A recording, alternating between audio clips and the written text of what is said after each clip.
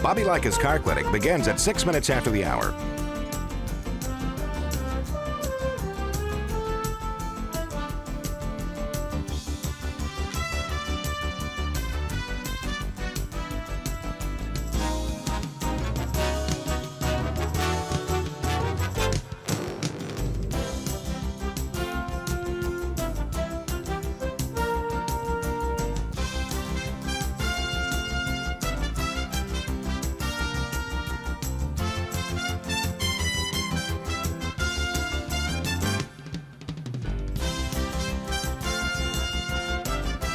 Bobby Likis Car Clinic begins at 6 minutes after the hour.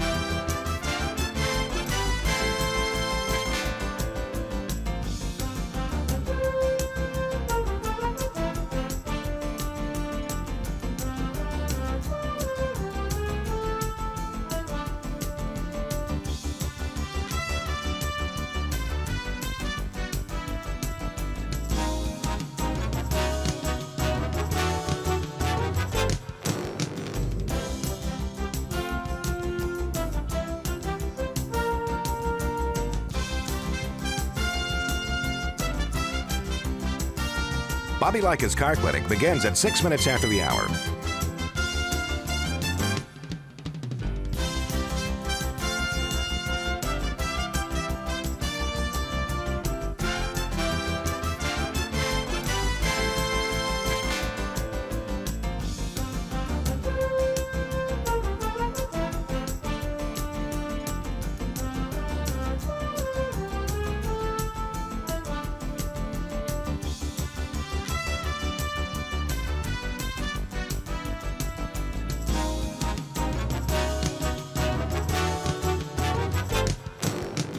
Bobby Likis Car Clinic begins at 6 minutes after the hour.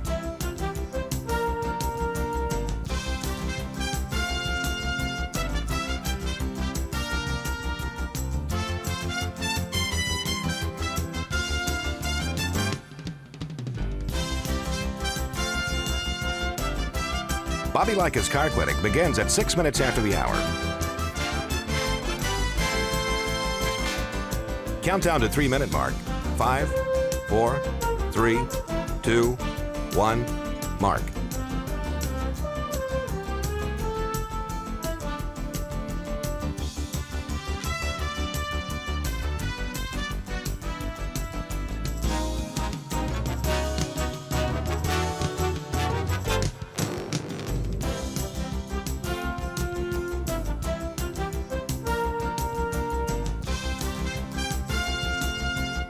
Bobby Likis Car Clinic begins at 6 minutes after the hour.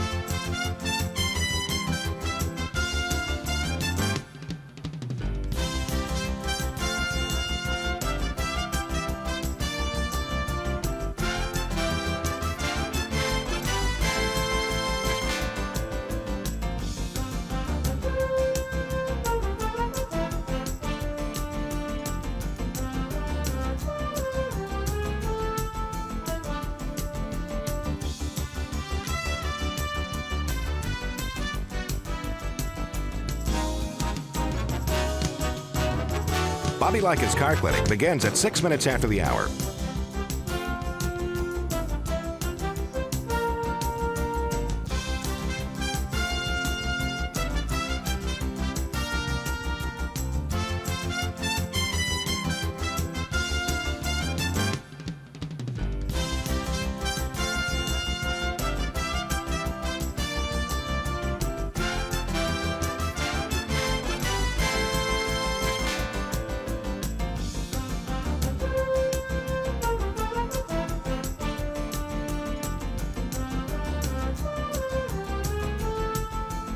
Bobby Likis Car Clinic begins at 6 minutes after the hour.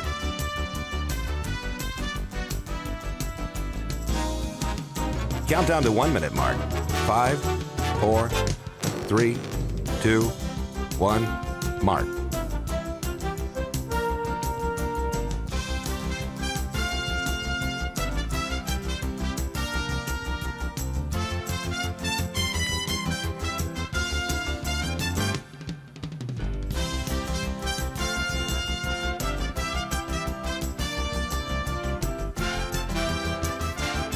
Countdown to 30-second mark. 5, 4, 3, 2, 1, mark.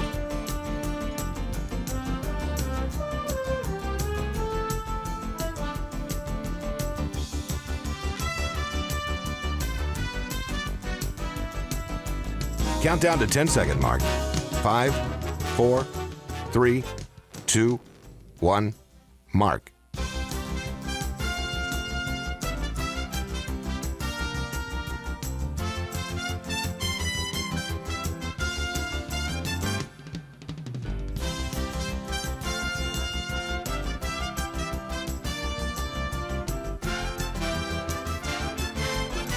Welcome to Bobby Likis Car Clinic. If you have a car question for Bobby, call now at 1-800-264-5454, toll-free from anywhere in America. And now, here's your host, Bobby Likis. And good morning. Welcome to this edition of Bobby Likis Car Clinic. We've got a great show planned for you today. And how do we determine what a great show is? Actually, we don't. At the end of the show, until the end of the show, and then we say, hey, that was a great show, you know? And I'll tell you how we determine that. It's by the participation that you join in and ask questions, and we create dialogues.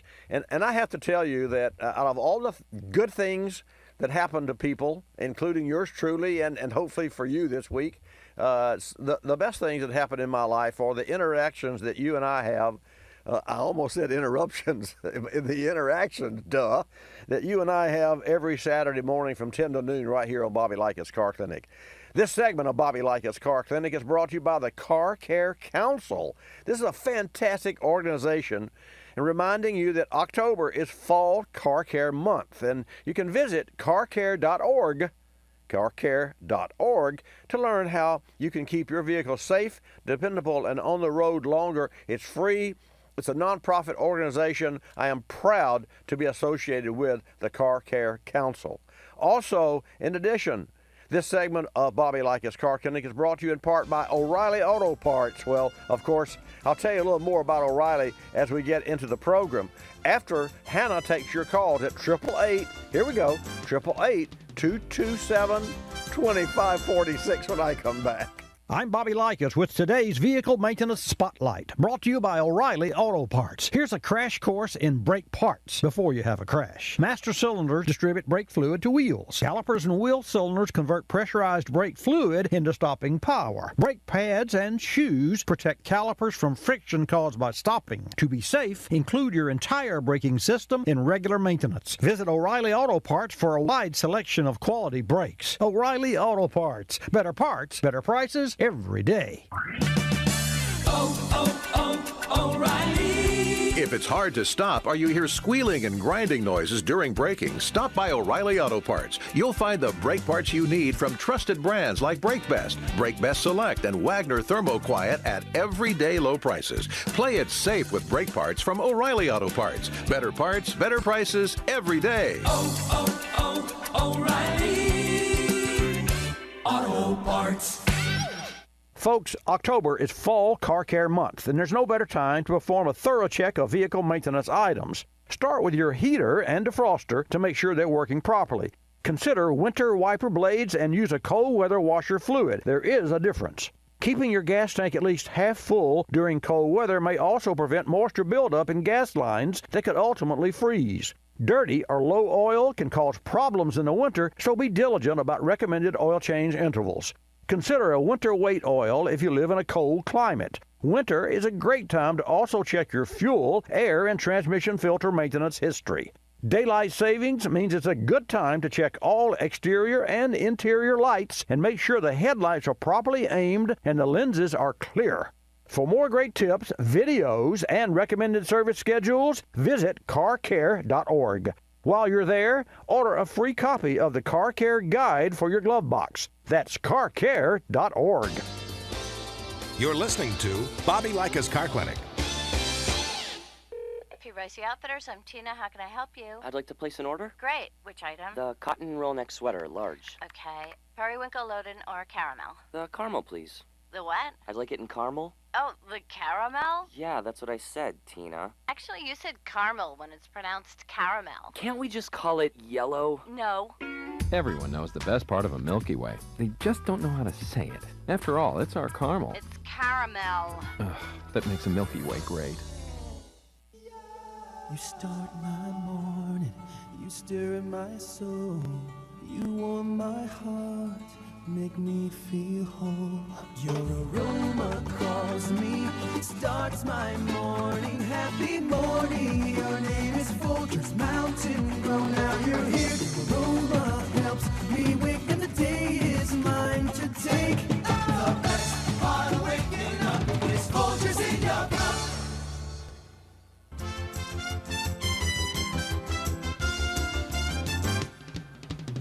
And now back to Bobby Likis Car Clinic and your host, Bobby Likis. Okay, folks, let's get started. I want to get my microphone exactly where I'm happy with it. And I know where you would be happy with it. We would be about 10 feet away. I do have a great studio here. We built this studio in 1996. We started Bobby Likis Car Clinic Radio, which has morphed into a social media. It still maintains our radio presence and broadcast across the nation. And we also have added Watch Bobby Live, which is a global entity, and it really works. It's in HD, and you can do the podcast and all the social media. So I would like for you to like us. You'll love us. Like us on Facebook. So whenever you hear someone, and I thought about this, I've never asked you to do this, but whenever you hear other companies say, in all the companies, and any company is in existence today uses social media, and they say like us on Facebook. So when you hear Shell or 3M or your local Chamber of Commerce said like us, on Facebook, just think of Bobby Likis. Like us, you'll love us.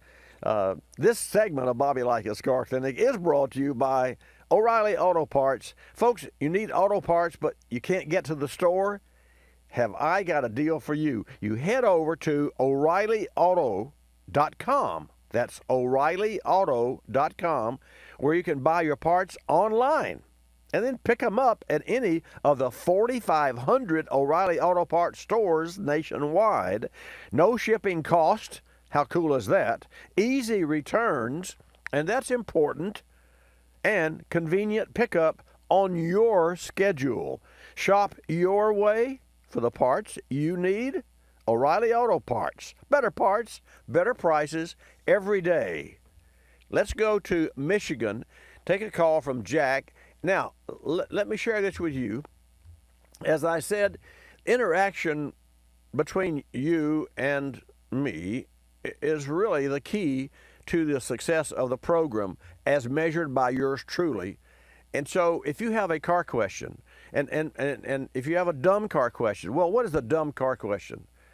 The only dumb car question is the one not asked. And I can tell you that. And by this week we have some, by the way, this week we had some really unique, a friend of mine had a 55 Chevrolet built, 1955, a new body, new metal body. The frame was, of course, sandblasted and powder coated, but everything else attached to it is new or refurbished, but mostly new, including the new LS3 525 horsepower engine and headers and disc brakes,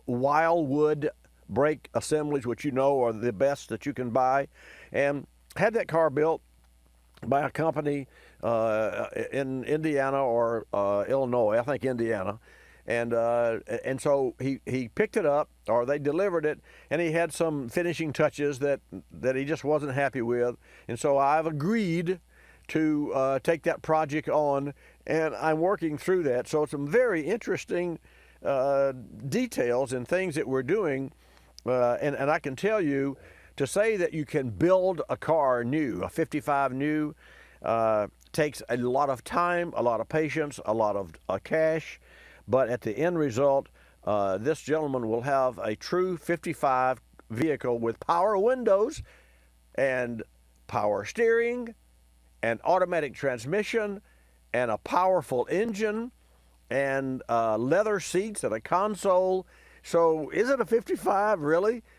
if you looked at it, it's a two-door post 55, gold and black. It's quite beautiful, and I have information. So if you have a car like that or are interested in that, I can share with you some of the challenges and some of the things that I have found on it. Or if you have a new 2017 automobile, hey, I can also share information about that. So let's go to Michigan and talk to Dearborn Jack. Dearborn Jack, now help me to understand, where did you get the handle Dearborn Jack? Well, thanks for taking my call, Bobby. You know, I just wanted to let you know that I'm from the birthplace of the American auto industry, and that's where I'm calling from, and I worked at Ford's quite a bit. And my question is, I bought a 1963 Ford Fairlane. It's a real nice little car. It's been in a barn for about 25 years. Wow. Now, I was wondering, what in the heck am I supposed to do to make sure I don't get dirt down into the engine when I start it up? So some guys are telling me to remove that gas tank and everything. So what do you think, Bobby? Well, what a great question. And just before I start, let me share this with you, Jack. In 1963, Ford came out with a HP 271, high performance 289, 271 horsepower. Yours truly was the first person to get the first high performance 271, 289 in the state of Florida.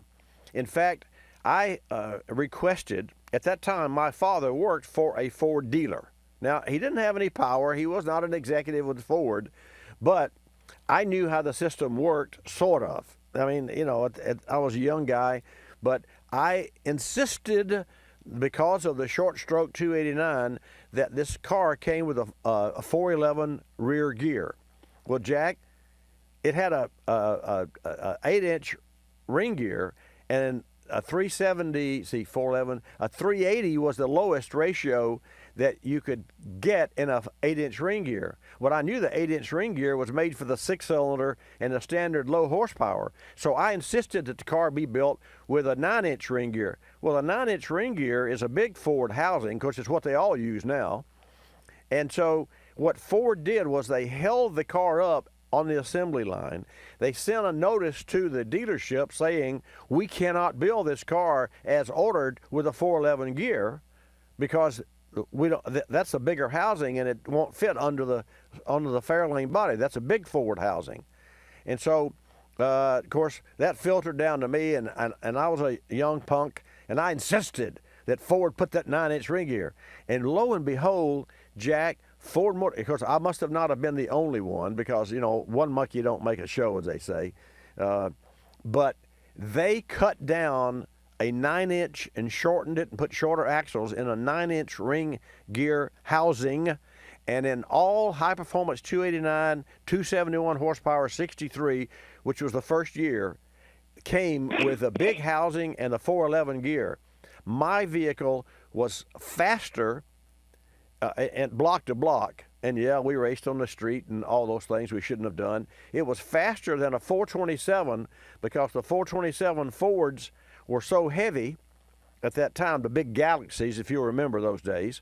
The Galaxies were so heavy that, and I would look over at the driver next to me and I said, you don't have a chance here. Well, what do you mean? I said, well, if you give your vehicle enough gas to launch, you're going to smoke the tires.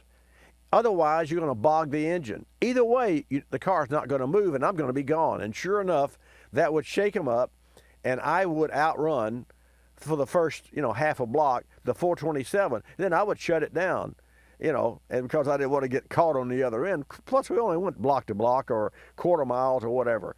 But the bottom line is, I know a lot about that vehicle from bolt to bolt, bumper to bumper.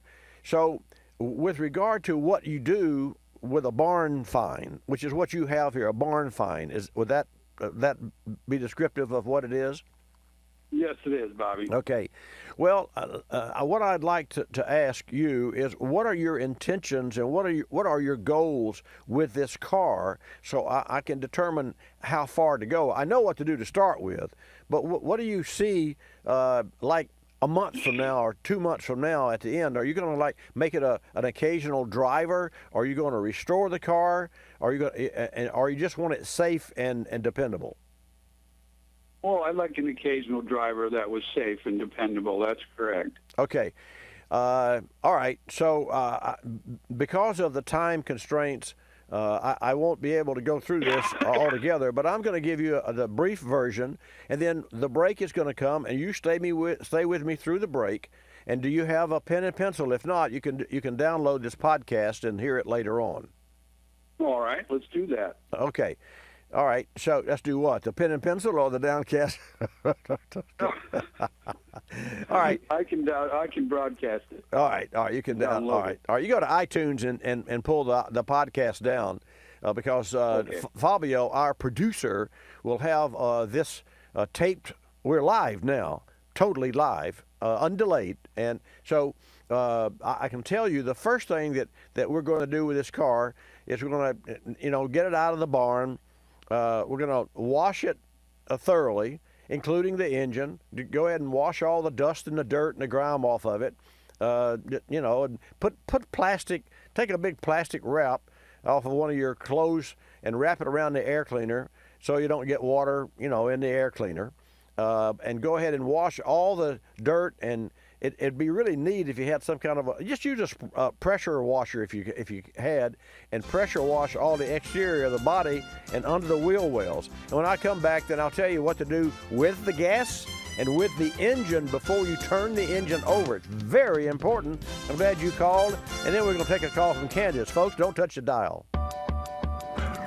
Your car and your life have a lot of moving parts. And your car's battery is what keeps it all going.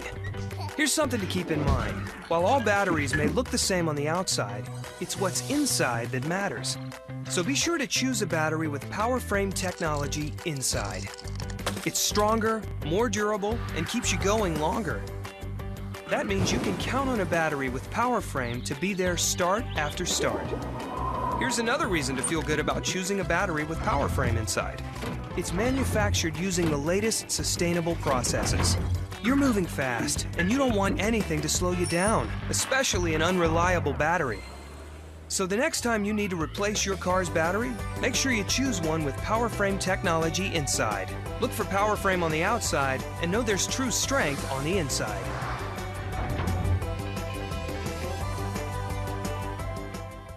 Another question from the Car Clinic inbox. Dear Bobby, I've driven a company car for years, so I haven't had the need to shop for tires in a long time. My daughter is away at school and is going to need new tires when she comes home for a break. She drives a late model Ford Fusion. Any advice? Absolutely. Knowledge is power, so my first suggestion is to log on to a reputable website with great information. I recommend GeneralTire.com, which actually features a tire selector that allows you to search for tires by make, model, or tire size. In terms of specific tires for your daughter's Fusion, General just came out with its G-Max AS05, a terrific all-season tire with excellent handling and tread wear characteristics. And the G-Max AS05 also features a number of technological advancements that would be new since the last time you shopped for tires. Visual alignment indicators actually extend tire life by identifying vehicle misalignment, and Replace Tire Monitor technology alerts you when a change of tires is needed. That's GeneralTire.com. Good luck with your daughter's Fusion.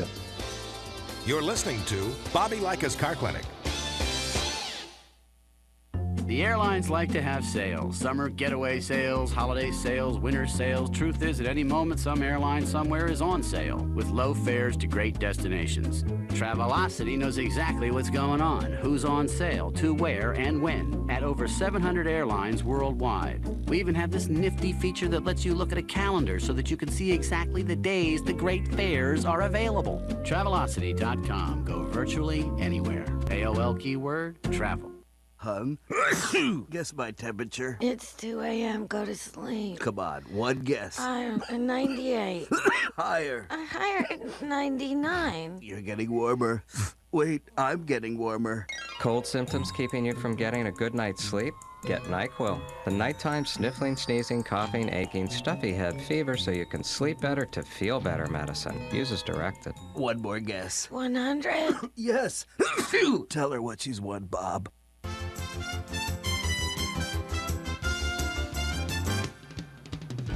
And now back to Bobby Likis Car Clinic and your host, Bobby Likis. And welcome back to this segment of Bobby Likis Car Clinic. We're talking with Dearborn Jack out of somewhere up in Michigan. I started to say Mississippi, but I'm sorry. Apologize, Jack. Okay, so here we go, Jack. Here's the bottom line. So the reason for cleaning the engine and the car with water is so that you don't have to dig through or disturb old dust, because you're going to be pulling the spark plugs out of the car. So you don't want anything that's on the outside when you pull the spark plug to fall into the cylinders. You don't want to add to what could be potentially harmful for the internal parts of the engine. So just go with me here. Plus, when you have a cleaner surface, you can determine some serious illnesses. You can see an oil leak, and whereas if it's all dusty and covered up. So let's get that. So now that we've got a car that's somewhat clean, and I don't mean detailed, I just mean clean enough that it looks like it hasn't been in the barn for 20 years. You with me? Sure. Okay. So here's what we're going to do. The fuel in the tank is certainly bad. There's probably moisture in the tank, and the tank could be rusted. But we don't know that. You could be lucky here, and it could be okay. It would be luck, but we don't condemn anything until we see if the car is worthy of your time and energy and effort.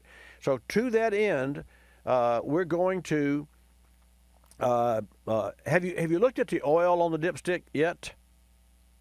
Yeah, it's real black. Okay, but is it full, and it other than the fact it's not chalky? I mean, is it how syrupy is it?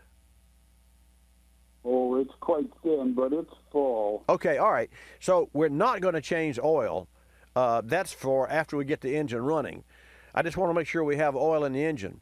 So after we clean the engine, here's what we're going to do. The first thing you're going to do is remove all spark plugs. Okay. And just remember, and of course those are 18 millimeter spark plugs. When you loosen the plug, you should take compressed air and blow out around the threads so that whatever's gathered in the threads doesn't fall in the engine. You got me? Oh no, I don't get that. Oh. Okay, when you pull, if you got a fence post and you pull it out of the ground, some of the dirt falls in the hole, right?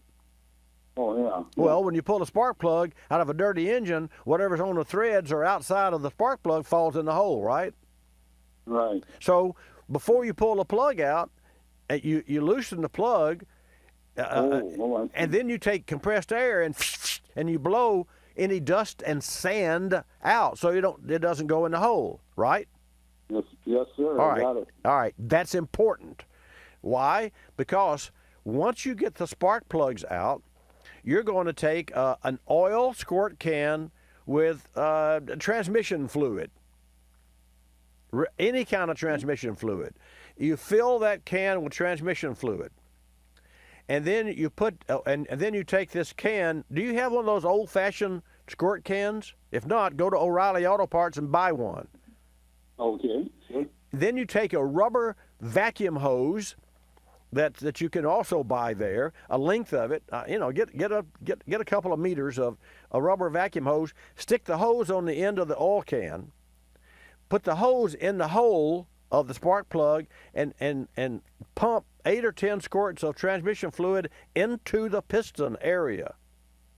You got me? Okay. Yes, sir. You do that on every hole. Understand this. On certain pistons, the piston's going to be at the top. So what you squirt in is going to come right back out because the piston's going to be up. Right. Then what you will do is you will take a socket and a wrench. You will not use the starter until I tell you. You take a socket and a wrench and you turn the motor by hand in its direction that it goes, which looking at the motor, you turn it to the right. It's counterclockwise, but if you looking from the front of the engine, you'll turn it to the right. You got me? Okay. Okay. Yes, sir. Number one, that will move the pistons because there is oxidation and rust on the cylinder walls that will damage the engine if you were to just put a key in it and start it with a new battery. Worst thing in the world you can do after 20 years.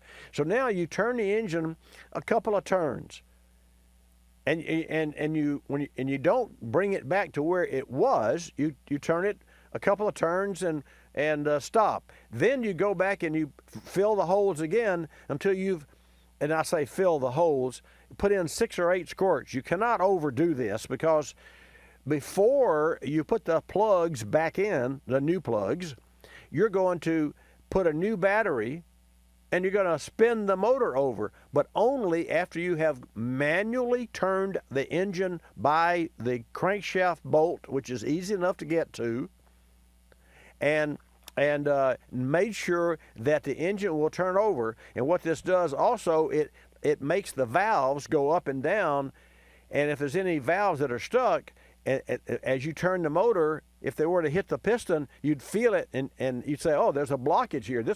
I can't turn this motor over. Whereas if you used the starter, you'd just damage something, and then you'd cause more damage starting the engine than the engine had before it was stopped.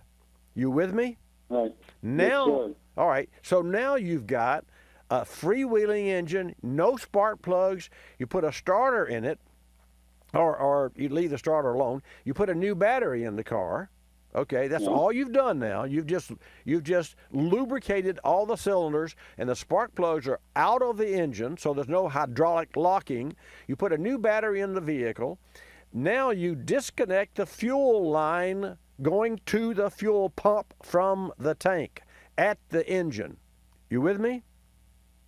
Disconnected right by the carburetor. Well, no, by the carburetor. By the carburetor. You're right. Okay. And be sure and use a line wrench on the carburetor, because you could very easily strip the carburetor, So, and folks, I'm only going to spend a few more minutes here, so just hang in there, Robert and James and Dave. Don't go nowhere. So here's the bottom line. Now that you've got the engine ready to spin over so that it can create its own oil pressure with its old dirty oil, but that's okay. You want to circulate some oil. You want to use that opportunity to lubricate all of the cylinders and blow out all the excess oil that would normally cause a hydraulic and bend a rod, because the spark plugs are out. You with me? Yes. Okay. You also want to, and I hope you write this down, you also want to make sure that you have disconnected the wire that goes from the coil to the distributor points. Yeah. Why? Because whenever any fuel comes out of the tank, there will be spark, and you have spark plug wires that are open, and you will start yourself a fire. So you do not want any spark, so you disconnect the coil wire going to the distributor from the coil. You got me? Yeah. Yes, sir. Okay. I got it. All right. Now we have no spark. We have a no live engine. We have no spark plugs. We just have a freewheeling engine that we're trying to build oil pressure and slick up the oil in the rings. You got me? Yes, I do. Okay. Now, if you don't get any gas from the tank, and by the way, you don't know how much gas in the tank. It wouldn't hurt to go ahead and put before you ever start. Put 3 gallons of gas in the tank. Any kind of gas, doesn't matter. E10, regular, doesn't matter. Just put any kind of gas in the tank.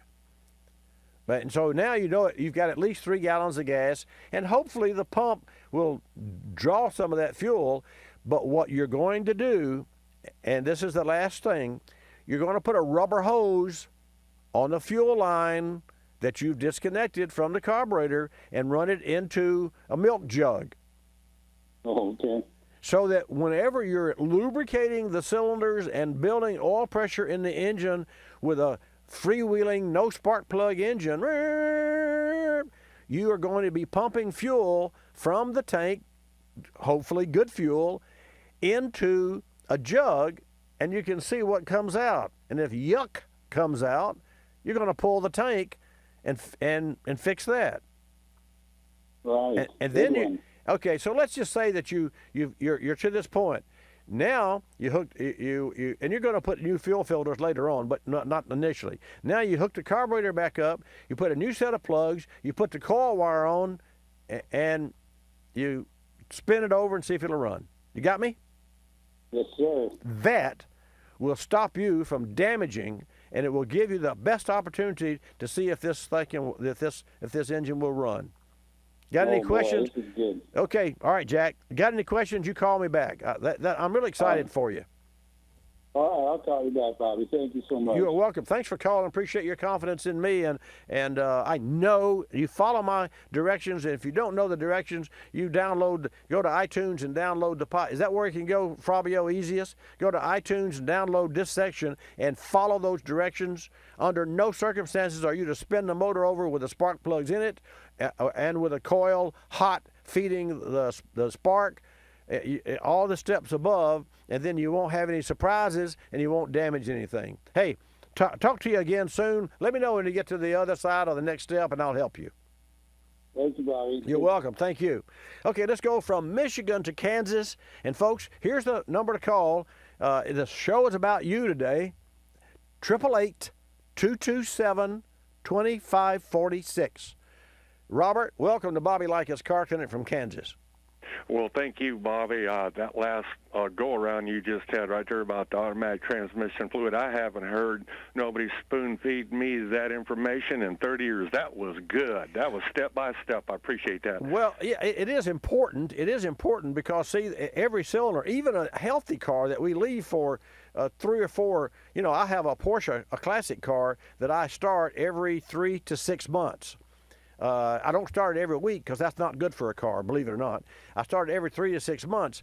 I would worry about the cylinders, except the 911 has all 911s bleed oil from the valve guides.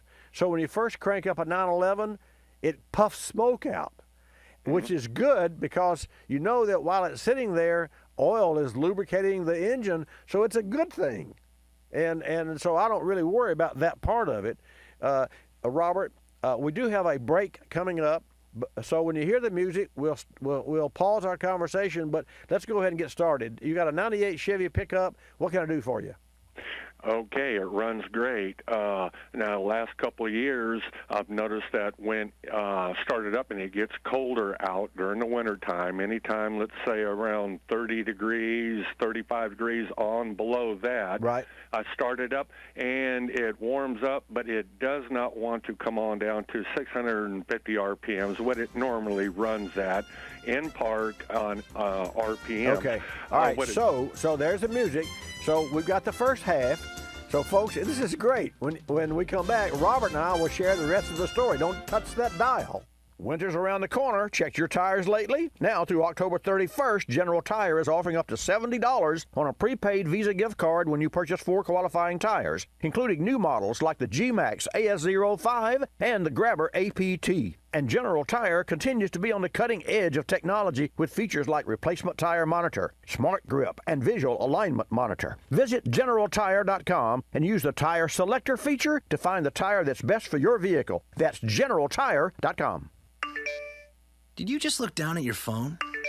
You did it again, didn't you? You know, you're flying down the road in a 3-ton hunk of steel, and a text takes your eyes off the road for an average of 5 seconds. At 55 miles per hour, that's long enough to travel the length of a football field and cause some serious damage. Turn it off. Trust me, whatever it is, you'll live. Learn more at StopTextStopWrecks.org. Brought to you by the Ad Council and the National Highway Traffic Safety Administration. You're listening to Bobby Likis Car Clinic. Waking up can be a chore, but morning's knocking on my front door. Know just what I'll do. Put on a pot of Folgers brew. Mountain grown aroma hits the spot. Helps me give all that I've got. An opportunity to start out smiling and happy.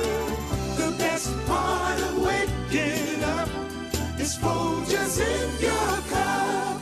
I'm privileged to be involved with Capstone Adaptive Learning, formerly known as United Cerebral Palsy, for over 25 years. Since 1953, Capstone has provided quality care programs for persons with developmental disabilities like autism, cerebral palsy, Down syndrome, and intellectual disabilities. Dr. Sherry White with her team are dedicated to Capstone's clients, and 100% of your contributions stay local to serve those in this community. Go to capstoneadaptivelearning.org to see the difference Capstone makes. Technology moves at the speed of innovation. And today, That's lightning fast.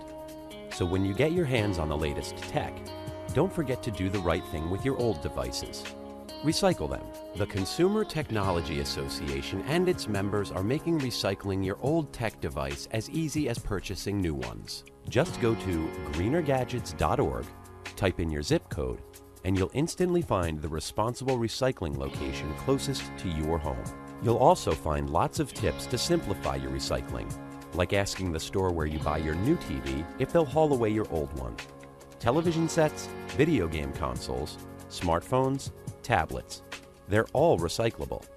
Don't let them clog up your local landfill. Just visit greenergadgets.org. You're sharp enough to get the latest tech tools into your home. Now be responsible enough to get your old devices to the recycler. That's greenergadgets.org.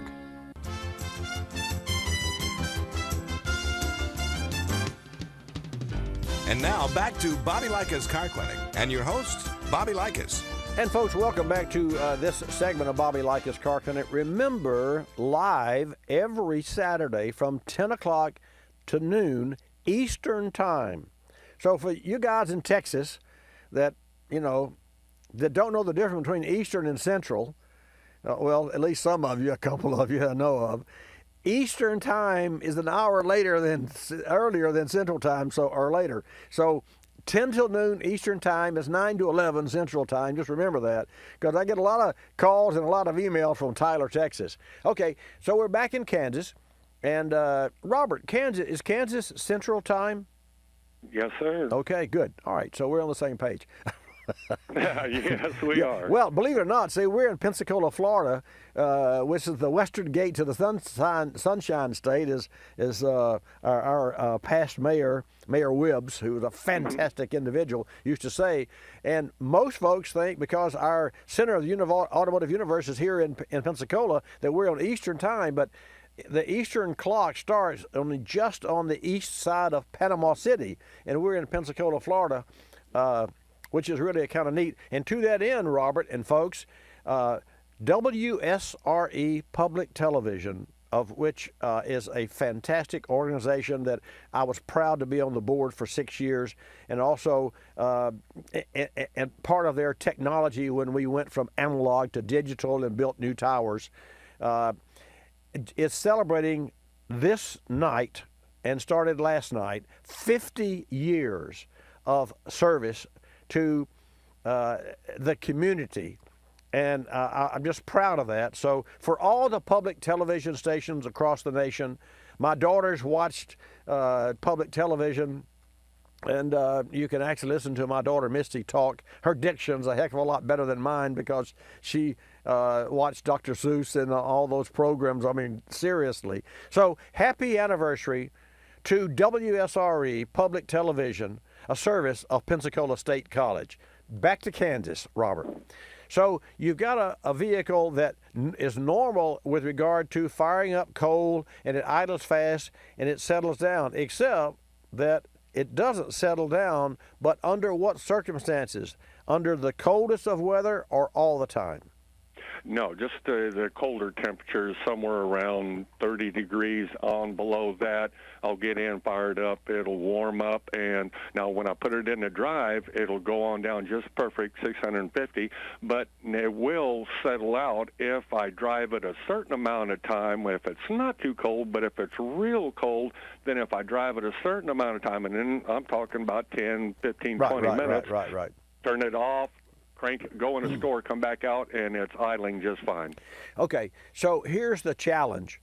It is not coming up to operating temperature quickly enough because more than likely the thermostat is bypassing some coolant. Now let me preface this by saying it is normal for an engine to take a longer time to warm thoroughly in the colder the climate is, for obvious reasons, and it is also detrimental to the engine to warm slowly because Ford Motor Company engineers stated that an engine that operates at 125 degrees Fahrenheit wears 5 times as rapidly as that same internal combustion engine at 195 degrees. So any engine that doesn't come up to operating temperature quickly is not running as cleanly as it should and is wearing more rapidly. And to that end, today we have electronically assisted thermostats and dual thermostats that allow the water to circulate on the head but not on the lower part of the block, because the lower part of the block has an issue trying to get warmed up, and the head gets warmed up faster because that's where the fire is. And so they have two different, they have the same water pump, multiple hoses, and two different thermostats. And Nissans are the world's most difficult engines to bleed all the air out. But getting back to your Chevy pickup, here's what I would do, and the only thing I would do, and I'll cut to the chase. I would replace the thermostat with a Stant Superstat and do no other changes whatsoever and see what that happens. And you'll know soon, because fall's on the way here, and you're headed in that direction. That's a Superstat. It's a Stant product. It's a thermostat that I use and I like, and a Superstat thermostat is superior to the factory thermostat, even though Stant makes the factory thermostats for OEMs. But the bottom line is the Superstat has a better motor in it. And yeah, a thermostat does have a little motor in it and a weir valve and all those little techie things. But a Superstat, if you hold a Superstat in one hand and a regular thermostat by Stant, both by Stant in the other hand, you'll see why I favor the Superstat. So that's what I would do for your truck, and I would do nothing else, because I don't believe you have an issue. I just believe you have a lazy thermostat and you need to replace it. And if you're going to go to the trouble, do an upgrade at the same time. Do you have any questions? That'll cover it this week. Thank you so much, Bobby. Thank you, Robert. Have a great weekend, man. Okay, Bye-bye. Next, let's go back to Michigan. Hey, really? Okay, let's go back to Michigan and talk to James. James, welcome to Bobby Likis Car Clinic. You have a smart car? No, I'm looking to get one, Bobby, but I've been doing my research on electric chargers. They say for your home charger, you can't use in some areas a 440 volt, and I don't have the information why. Why can't some areas not put a 440 in their home garage? That's my question. Local restrictions, and ironic now, James, to that end, when cars first came out, when electric cars first came out, when you bought the electric car, some of the manufacturers would, for an additional fee, but as part of the deal, you would have to buy a 230 volt charger for your garage.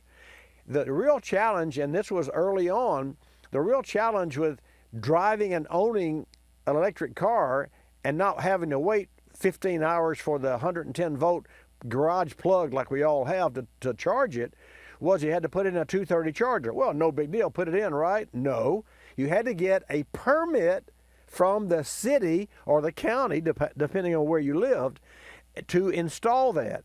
And so at that time, I think it was BMW, but don't quote me on that, there were like 200 electric car buyers that had their cars. They were waiting on the local city fathers, or the downtown guys, as they're called, to give them a permit to put and you call an electrician. Electrician said, okay, I can put in a 230 charger, or in your case, you mentioned the 400 volt charger, but I got to get a permit. So here you've got the manufacturers making a vehicle. Here you've got the government okaying the sale of the vehicle in all 50 states, and you got a local city ordinance that says, hey, you can't put a 230 garage charger in until you get a permit. Well, you can't put a roof on a house till you get a permit. That's okay, because it's part of our wonderful infrastructure that we have in the United States. So the bottom line is, it being the charger and the authority or the permit to install the charger is up to the local. But I know of no city council or no whoever gives the permits, and the downtown group, that's where they're located. I know of no particular downtown permitting group that has any issues with a 400 volt charger in a garage because that's a standard not a standard protocol. A 230 is standard protocol. So that may be let me change that. I'd scratch all that. I don't have the answer. 230 may be the limit. That's what they want to put in a garage in someone's house. So that 400 may be a commercial application, but I can tell you it's okay commercially because they're going to come out with 800 chargers, 800-volt chargers that'll give you 150 miles in 15 minutes sooner than later. You got it? I got it, and that looks good because I've got cars out already that you can charge up to 400 miles on one charge. Absolutely. Thanks for your call, James. Let's go to New York from Michigan. And folks, what a great time. The hour's flying by. 227-2546, 888. Dave from New York, welcome to Bobby Likis Car Clinic. Hi, Bobby. Thanks for taking the call. Sure. One question is about my air conditioner, and a quick question about sweeper links if we have time after that. Okay. But the AC issue, it's more of a blower issue, I believe. But I don't know if it's the blower motor itself or the resistor. Right, what's it doing? Well, it's not doing anything most of the time until I hit a bump, and then the blower turns on. Okay, here's what I want you to do. I want you to create your own bump. I love this part. So what you're going to do is you're going to be driving the car when this air conditioner is not working.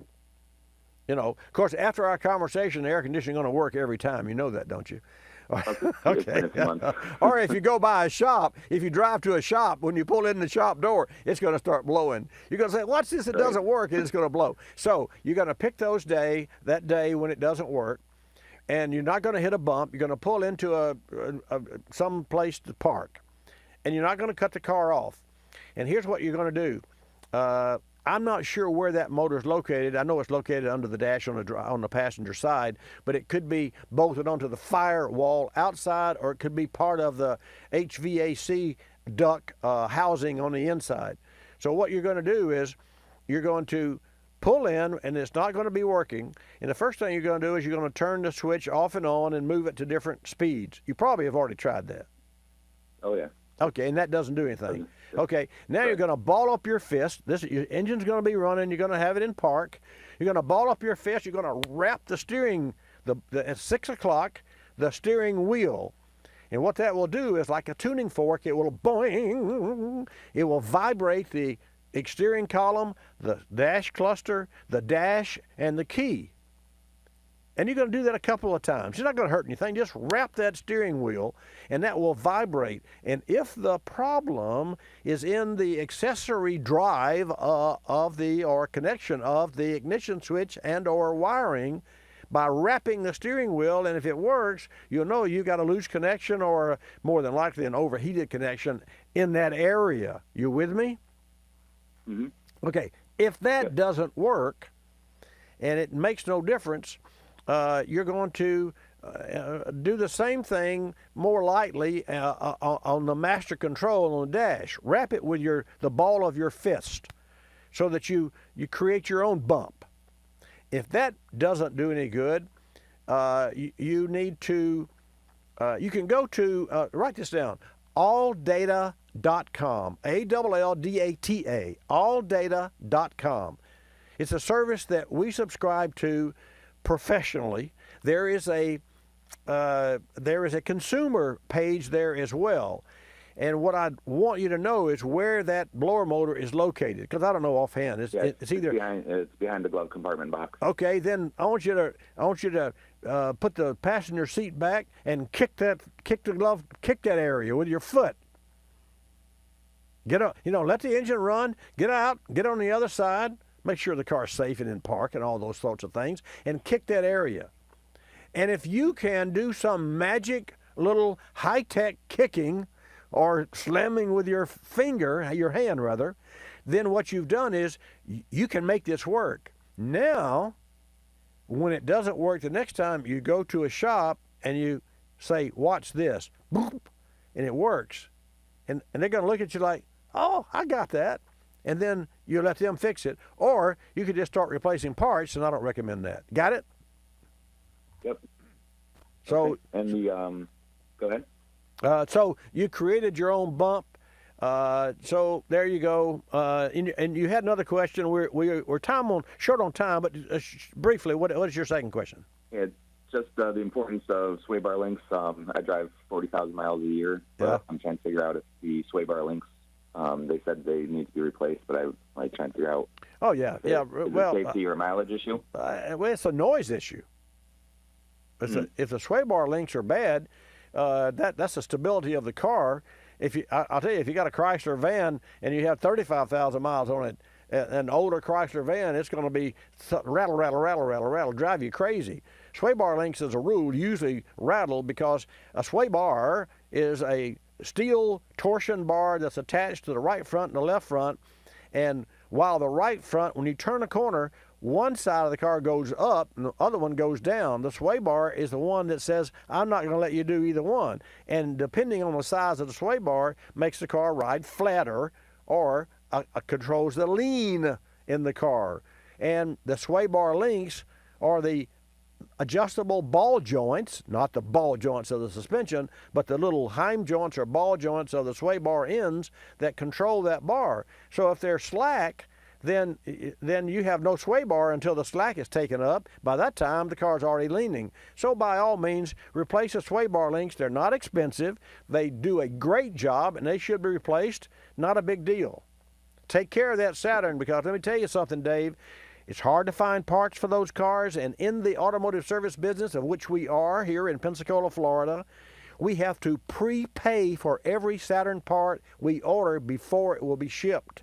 So just want you to know that the older your Saturn gets, the more issues you're going to have. So stay on top of the parts, find your parts, and fix that car and keep it, and it'll last you a long time. But if you wait until it gets in real bad shape, you're done there. You got to get rid of it.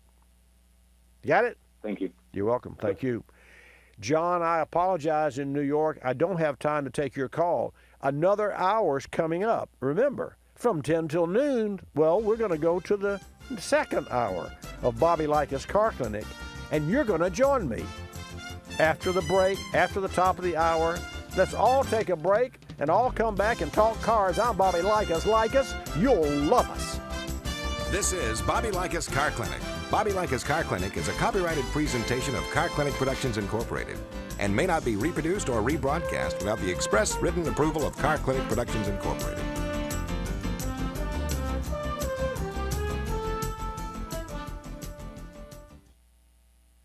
Folks, recently we had a four-cylinder 2014 Nissan Frontier in the shop. The customer said the vehicle wasn't running well, nothing specific, but fuel mileage was down and the vehicle had lost its zip. As he explained, it's a manual transmission, so I know what it should feel like, and it's just not right. The suggested maintenance and ignition service were up to date, and there were no trouble codes. So what was the problem?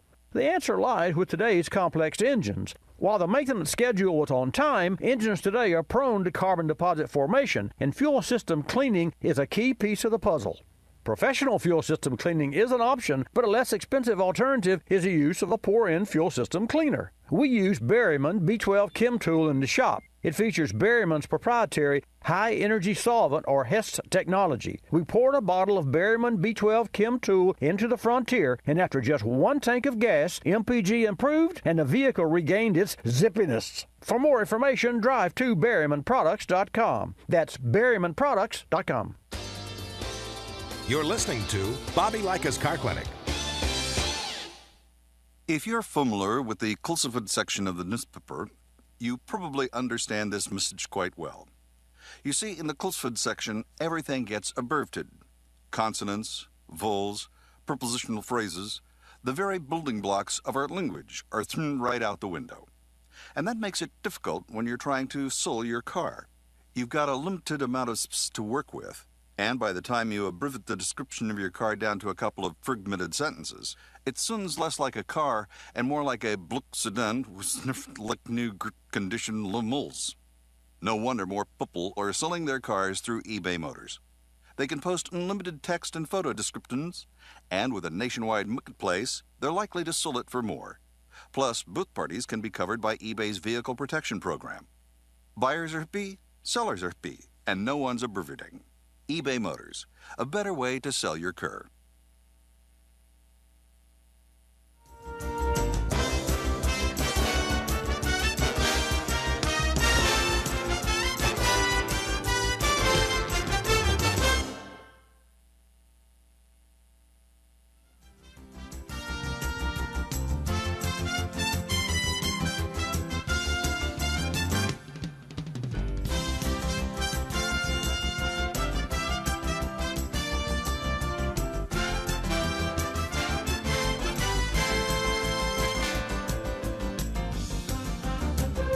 Bobby Likis Car Clinic begins at 6 minutes after the hour.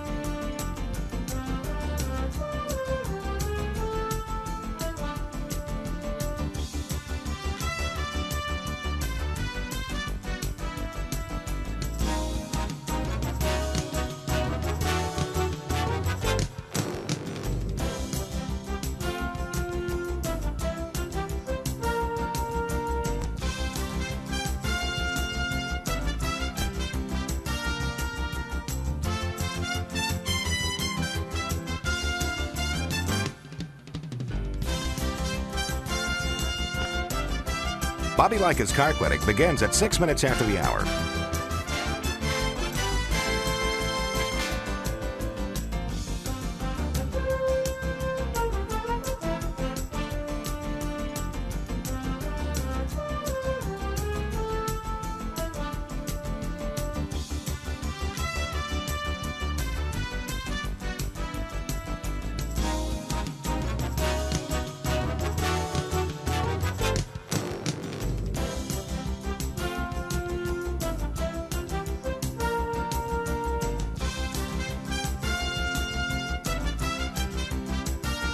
Bobby Likis Car Clinic begins at 6 minutes after the hour.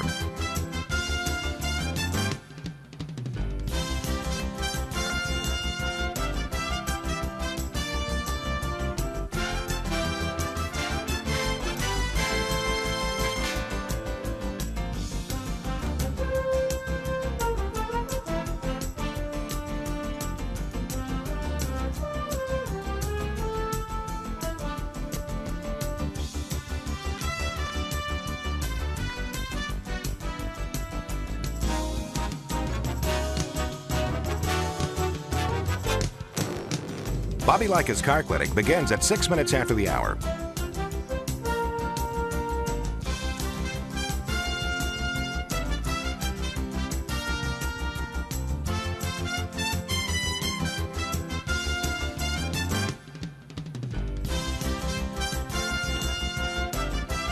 Bobby Likis Car Clinic begins at 6 minutes after the hour. Countdown to 3-minute mark. 5, 4, 3, 2, 1, mark.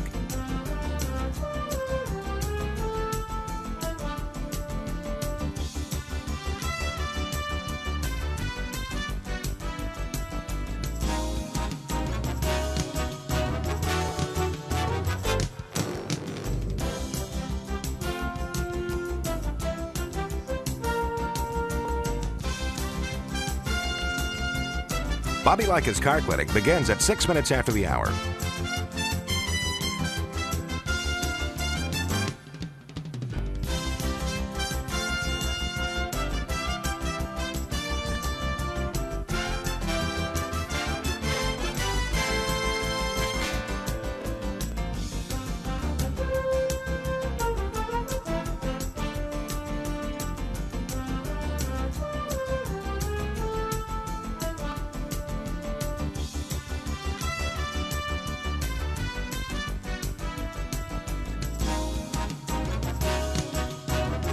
Bobby Likis Car Clinic begins at 6 minutes after the hour.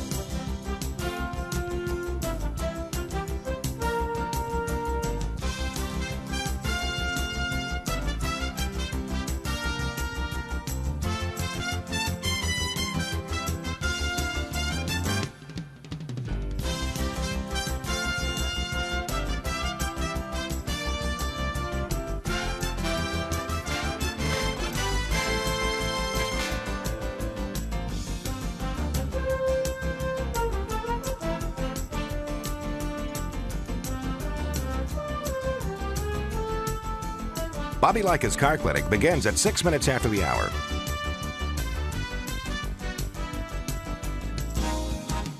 Countdown to 1-minute mark. 5, 4, 3, 2, 1, mark.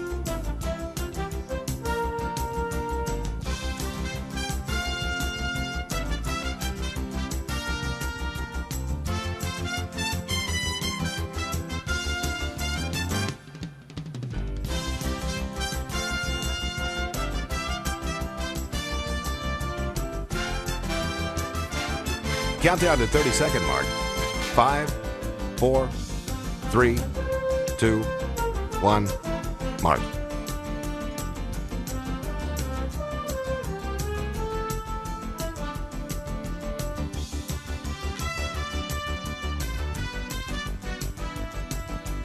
Countdown to 10-second mark. 5, 4, 3, 2, 1, mark.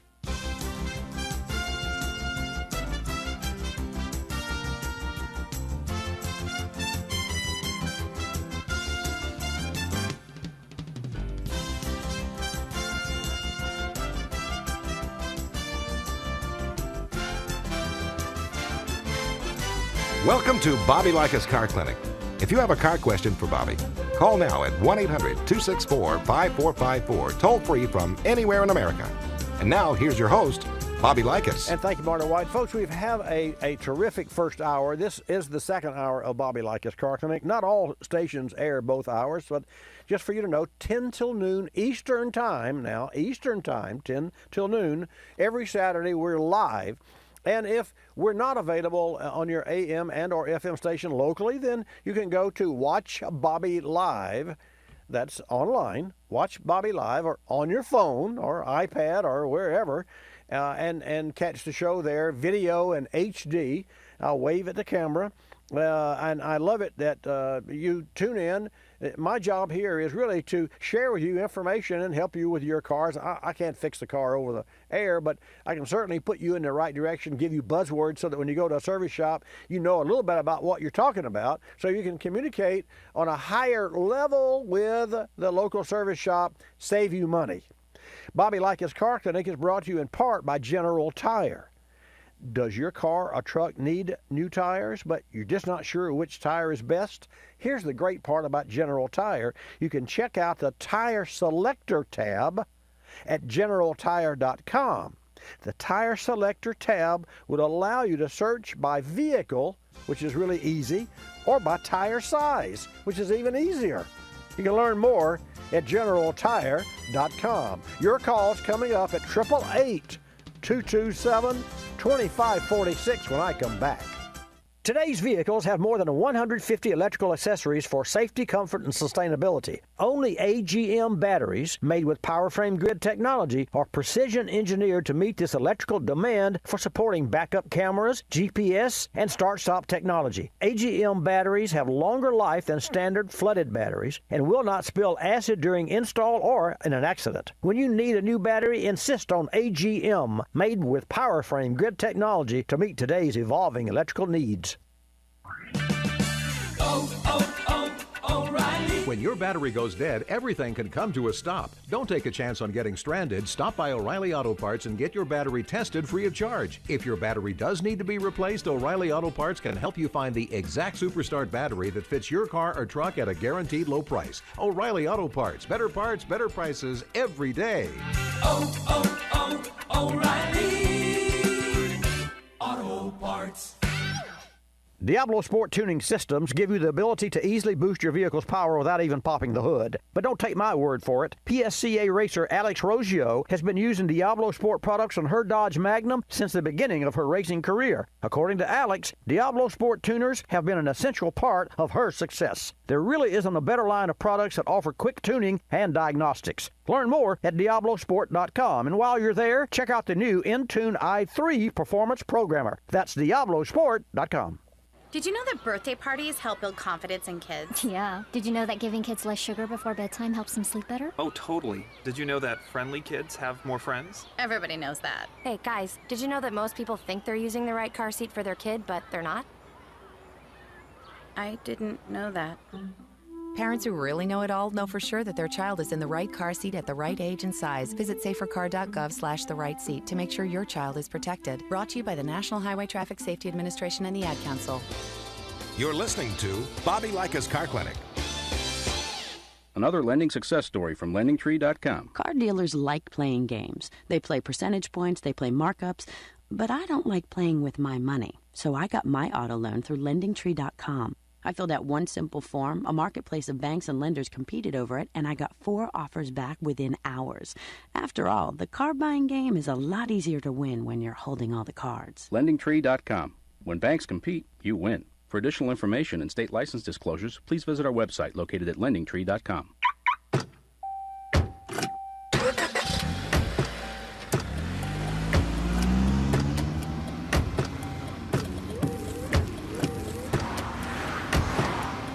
Driving has a rhythm all its own. Don't wreck it with a text. Before you get behind the wheel, silence your phone. Or better yet, designate a texter. For more text-free driving tips, visit stoptextstoprex.org. Brought to you by the Ad Council and the National Highway Traffic Safety Administration.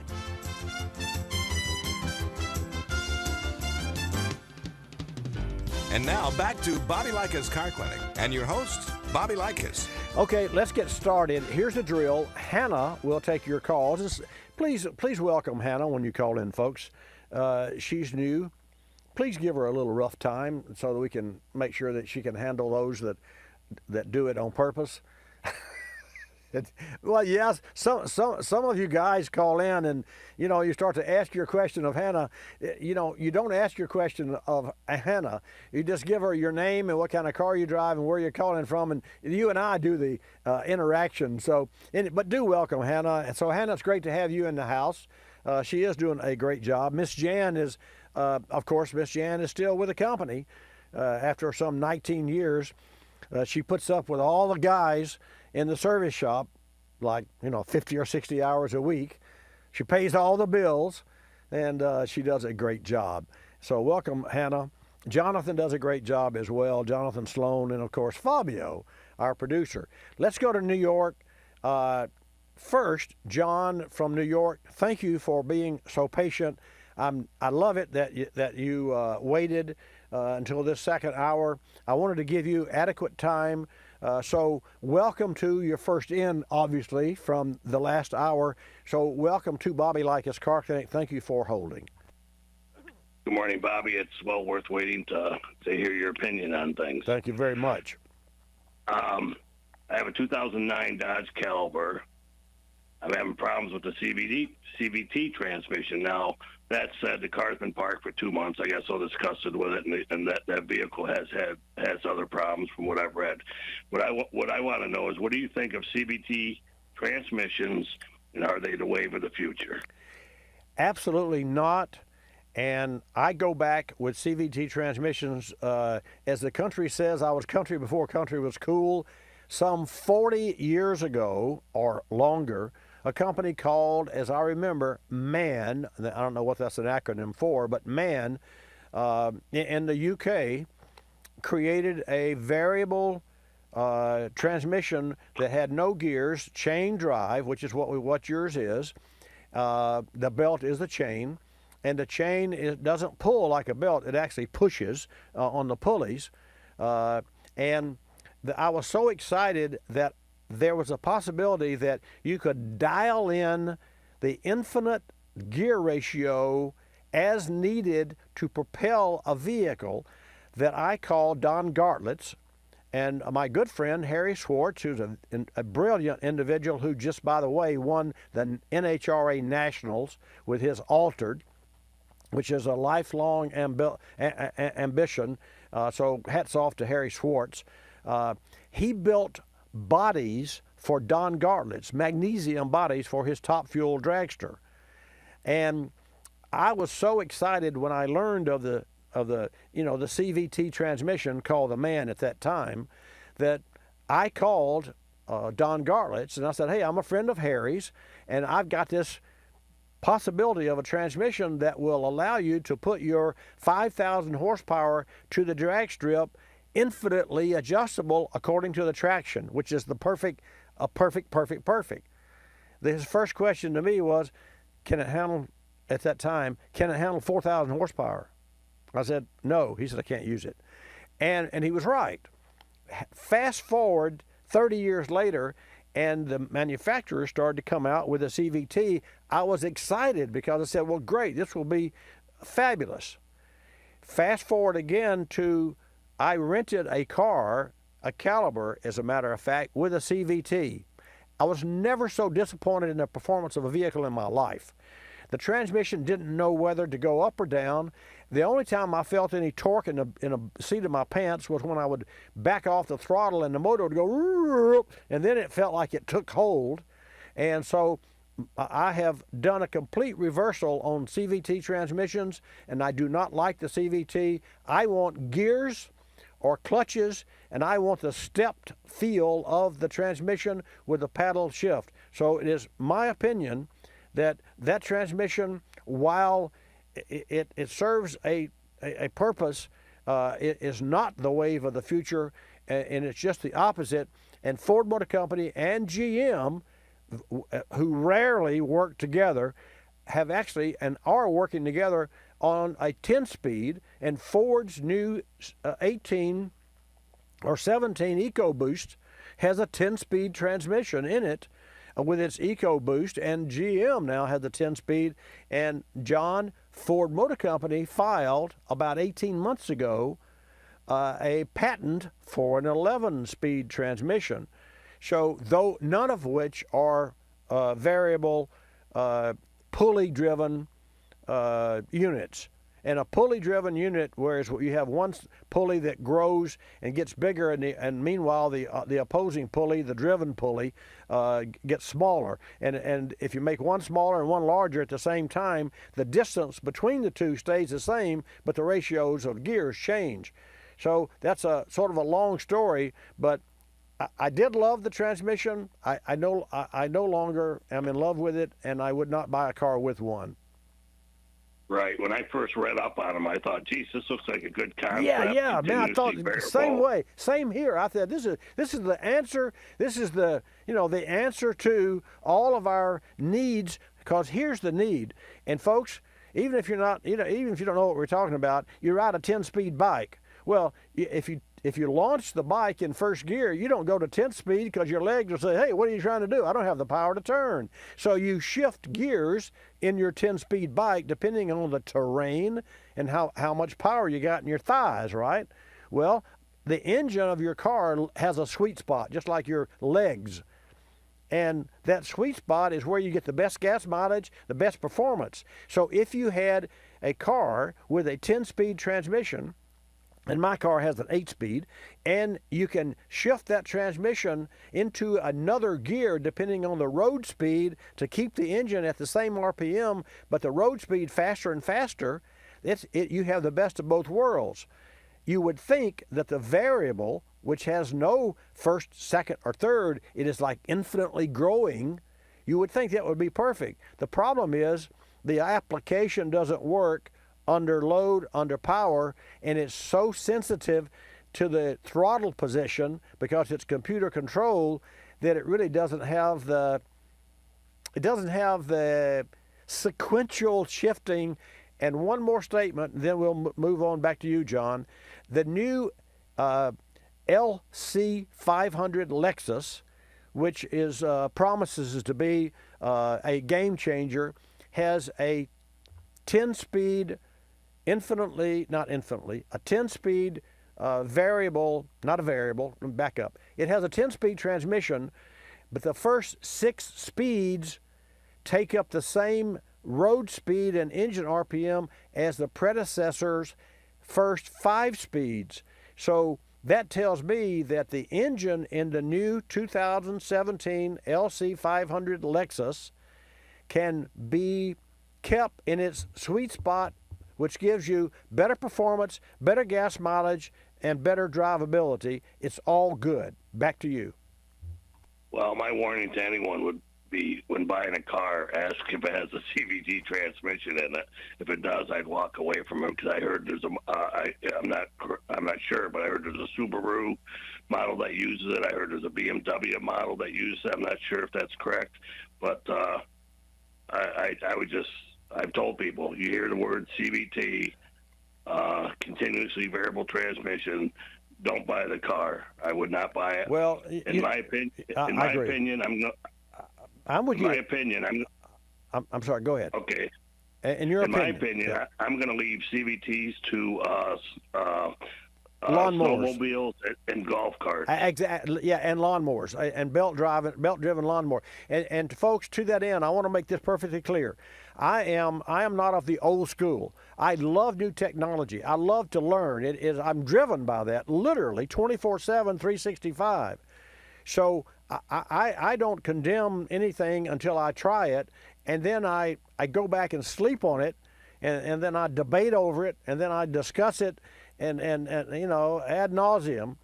And I will tell you, a CVT transmission is not the answer and is not the wave of the future, and I'll stand by that, and I'll stand to be corrected. But it will have to be proven to me that there is some changes. John, any other questions or comments before I let you go? No, that's it. Thank you for your time. Thank you for your time, and thank you for your patience, again, always. So, folks, here's what we'll do. We're going to go back to New York with Dave, but before we do that, we're going to take a commercial break. You heard me talk about tuners that allow you to tune your engine. This is so cool. If you have an EcoBoost, a 17 F-150 3.5-liter EcoBoost engine, how would you like to have a max gain of 116 horsepower? Now, this is unheard of. And I have to tell you, when computers first came out and started to control engines, I got turned off because I couldn't modify my customers' cars. Now, you can buy a dash pack from Super Chips and get 116 horsepower without opening the hood. How cool is that? Go to superchips.com for more. We recently had the opportunity to talk tires with General Tire Senior Communications Specialist John Robinson. John explained tire speed ratings. The meaning may not be what you think. Tire speed ratings is a tricky subject. You've got S, T, H, Z ratings and a few others, and they're all tied to miles per hour, but it's not how fast you drive. It's from a testing and a development standpoint. For instance, a T-rated tire at 118 miles an hour doesn't mean that you can drive up to that point. It's all based on developing and constructing that tire. It also depends on how you want the tire to perform and the vehicle to perform and how you drive it. General Tire's new G-Max AS05 features smart technologies providing visual wear alerts, all-season performance, and longer tread life. It truly is a smarter tire for a smarter driver, and you can try the G-Max AS05 risk-free by taking advantage of the 45-day customer satisfaction trial. Learn more about the G-Max AS05 and other great General Tire products at GeneralTire.com. Time to go to our Car Clinic inbox. Jim in Indianapolis writes, Bobby, I have a 2010 Ford Explorer, and it's taking more than 10 minutes for the engine to warm up, whereas it used to take 6. I hear you guys talking about Stant thermostats. What makes them so special? Thanks, Jim. You probably heard me talking about the Superstat in particular. Superstat is a premium-grade thermostat that performs better and lasts longer. The Superstat features heavy-duty springs that help return it to a closed position to prevent cold running. A larger heat motor helps control engine temperature, while a heavier gauge steel housing gives it a high-end feel. Just hold one yourself, and you'll feel the difference. The Superstat is American-made and comes with a limited lifetime warranty. You definitely don't want to compromise when replacing your Explorer's engine thermostat. The Superstat helps maintain proper air-to-fuel ratio, which maximizes fuel economy, keeps tailpipe emissions in check, and provides optimal performance. Learn more about the Superstat at your local auto parts store or at stant.com. You're listening to Bobby Likis Car Clinic. Telephone tip. From Geico Auto Insurance. When calling Geico to switch your car insurance, you will not need acetaminophen, naproxen, indomethacin, ibuprofen, a cold compress, an on-call acupuncturist, or any other pain remedy. In 15 minutes, you could save 15% or more. If it were any more painless, you could do it in your sleep, which is theoretically possible since we offer complete 24-hour service. Call 1-800-947-AUTO, 1-800-947-AUTO. Geico Direct, the sensible alternative. When you purchase the latest TV, tablet, or smartphone, don't forget to do the right thing with your old ones. Recycle them. The Consumer Technology Association and its members are making recycling your old devices as easy as buying new ones. Just go to greenergadgets.org, type in your zip code, and you'll instantly find the recycling location closest to your home. You'll also find recycling tips, like asking the store where you buy your new TV if they'll haul away your old one. Don't let your old tech tools clog your local landfill. Just visit greenergadgets.org.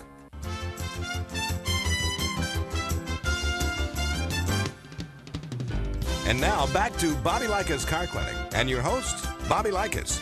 And welcome back to this segment of Bobby Likis Car Clinic. 10 till noon every Saturday. I'm just right here for you. And what a fantastic, enjoyable time I'm having. My goal is to help you. I don't have all the answers, but I've been there, done that for here on the air for 26 years. In the automotive service business, 46 years, going on 47, and I'm proud to say that our team this year did a trifecta. How do you do a trifecta? Well, we won for the 7th year in a row the best automotive service shop and best oil change on the Bay. Well, I take that back. We won it 6 years in a row. This year, we did not win Best of the Bay. We did better. We were inducted into the Hall of Fame Best of the Bay, to include all local independent shops, chain stores, and new car dealership service shops. I'm so proud of my team. That's one of the tries, right? Then, recently, we won Best of the Coast, which is the N Weekly News magazine. Rick Outson and team does a fantastic job. Won Best of the Coast our 4th year in a row. That's number 2 of the try.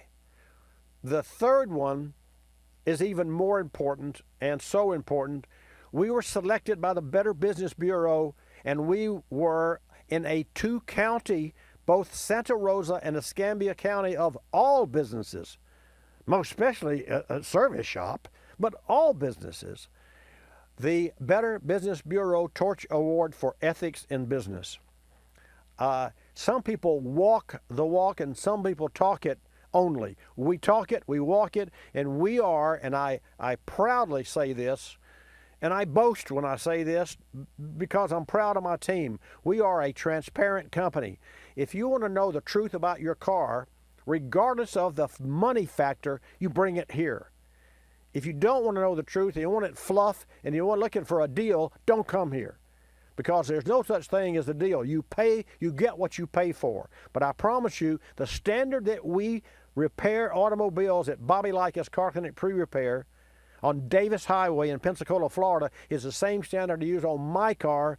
And I can tell you, I'm anal about my automobiles because I enjoy cars. After all the years, I enjoy automobiles, as evidenced by this program.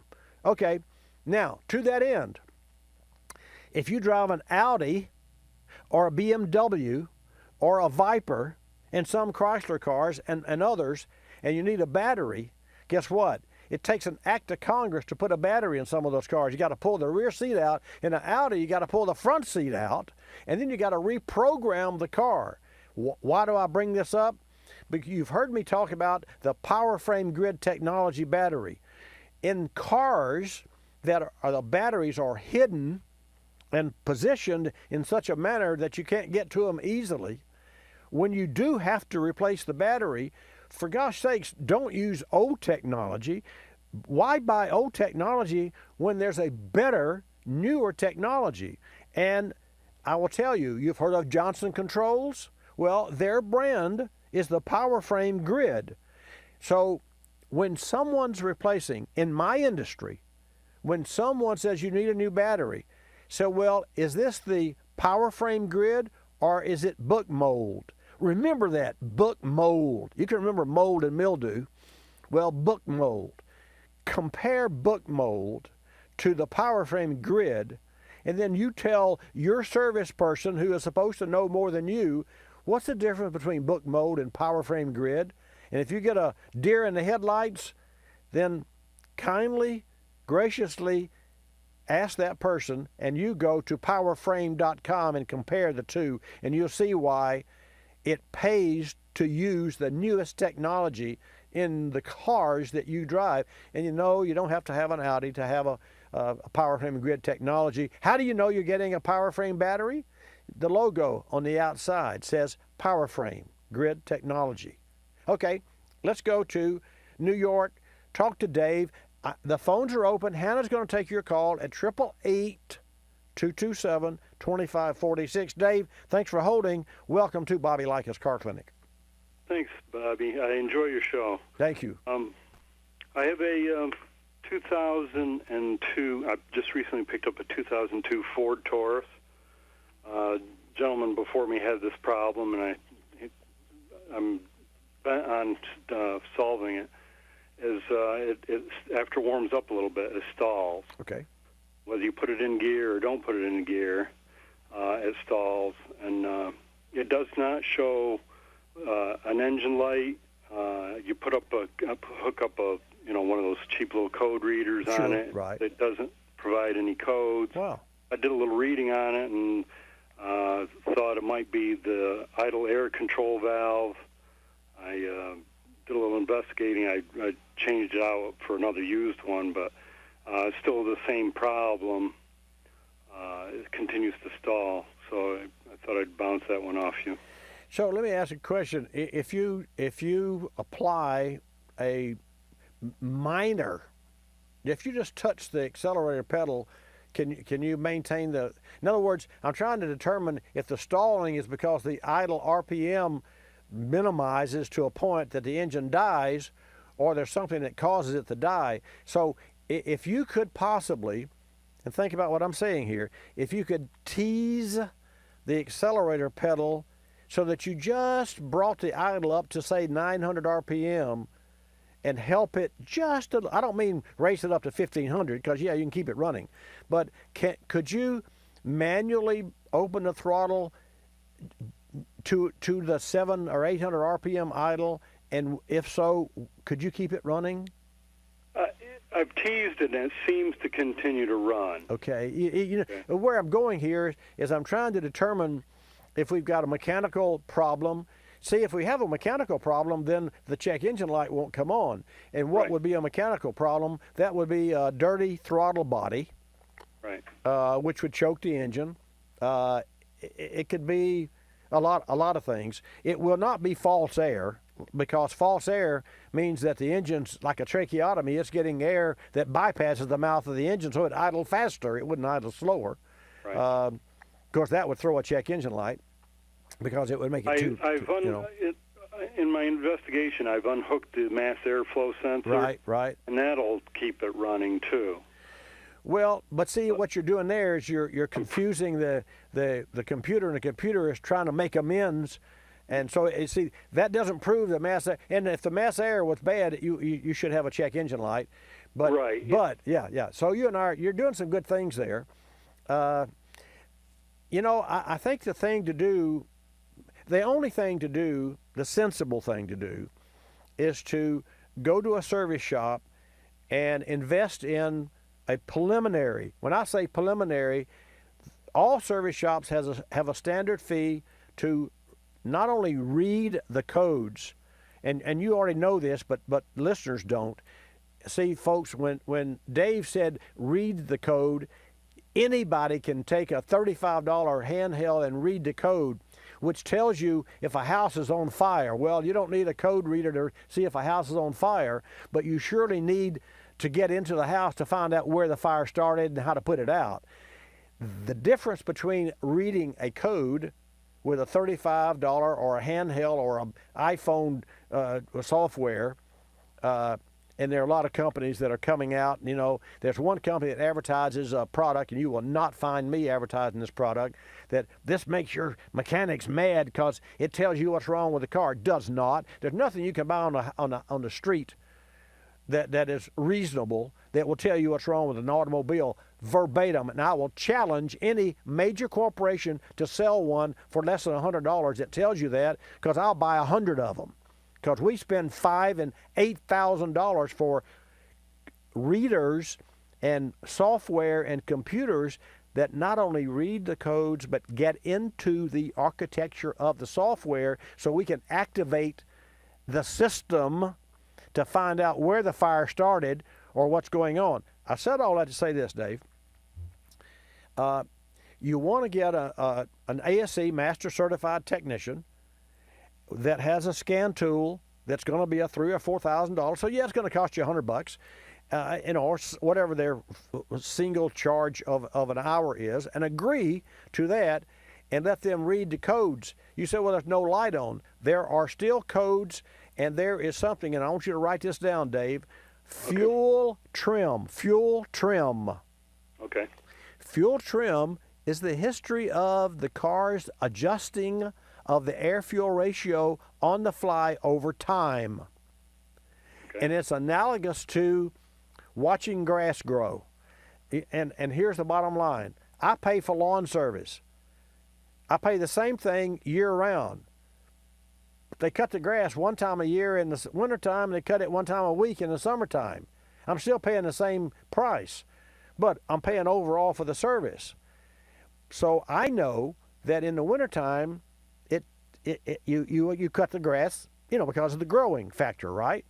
Right. So the fuel trim of a car adjusts the trim over time. So you can look not only at what's happening today, but you can look at what happened 3 weeks ago or a month ago to see if the fuel trim is out of its threshold. And the threshold is probably 3% or less. So if you got a fuel trim that's 10%, 11%, 12%, hey, you got a problem there, and that could cause the problem. And also you could have excessive fuel pressure. There could be a lot of things, and I won't go into the litany because I don't have the time, and it's too confusing anyway.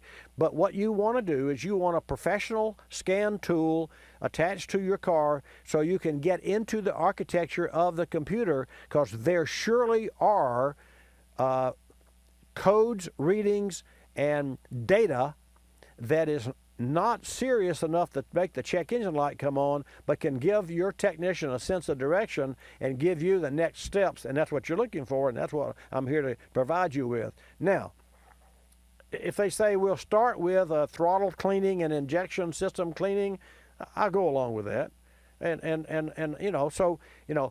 But one of the things you never do, never, and I rarely use the word never, I almost never use the word never.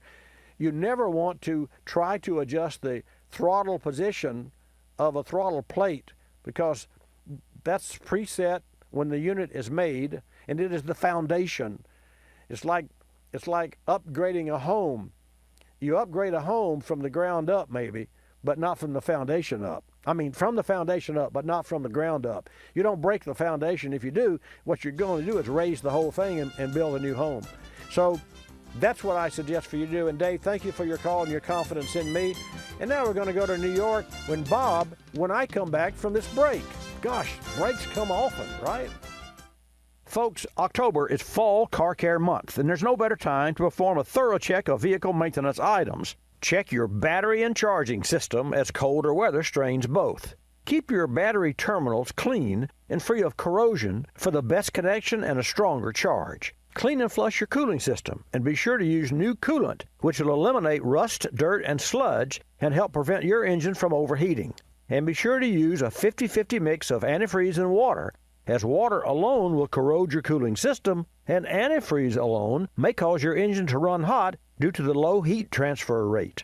And winter is an especially important time to check your exhaust system for leaks, as carbon monoxide could enter your car because your windows are more likely to be up during this time of year. For more great tips, videos, and recommended service schedules, visit carcare.org. And while you're there, order your free copy of the Car Care Guide for your glove compartment. That's carcare.org. You're listening to Bobby Likis Car Clinic. More than 1 million wild animals are killed each year illegally. Poaching is a major threat to our country's wildlife. I'm Tom Barry. I'm an actor with a desire to preserve living space for wildlife. The Humane Society Wildlife Land Trust does just that, works with private landowners to protect wildlife, to preserve natural habitats. To learn more or to work with the Humane Society Wildlife Land Trust, call 800-729-SAVE. That's 800-729-SAVE, or visit wildlifelandtrust.org. Thank you. Did you know 26 million Americans have kidney disease and most don't know it? The day I was diagnosed, I didn't know what to do. I called the National Kidney Foundation, and the young lady who answered stayed on the phone with me and walked me through step by step. She too was surviving kidney disease, and she showed me there could be life after kidney disease. Visit the National Kidney Foundation at kidney.org. Now you know. We're a land of cynics. We don't believe anything anymore. You know why? Because we've been told we've won $1 million, that it's new and improved, that it slices and dices, that our favorite singer is still alive, that we'll be prosecuted if we cut off the tags, and of course that everything is backed with a 100% money-back guarantee. So when we hear the words customer service, we don't believe it. Travelocity isn't surprised if you're a little skeptical when they say they have excellent customer service, and that there's actually a pleasant face behind this website, a living, breathing person with a supercharged computer full of answers. Someone who's willing to help when you get lost, and most of all, someone that will actually pick up the phone when you call with a question or a concern. Customer service is just another example of how Travelocity puts you in control of travel. Chances are you'll never have to use it, but it's good to know it'll be there if you need it. Travelocity.com. Go virtually anywhere.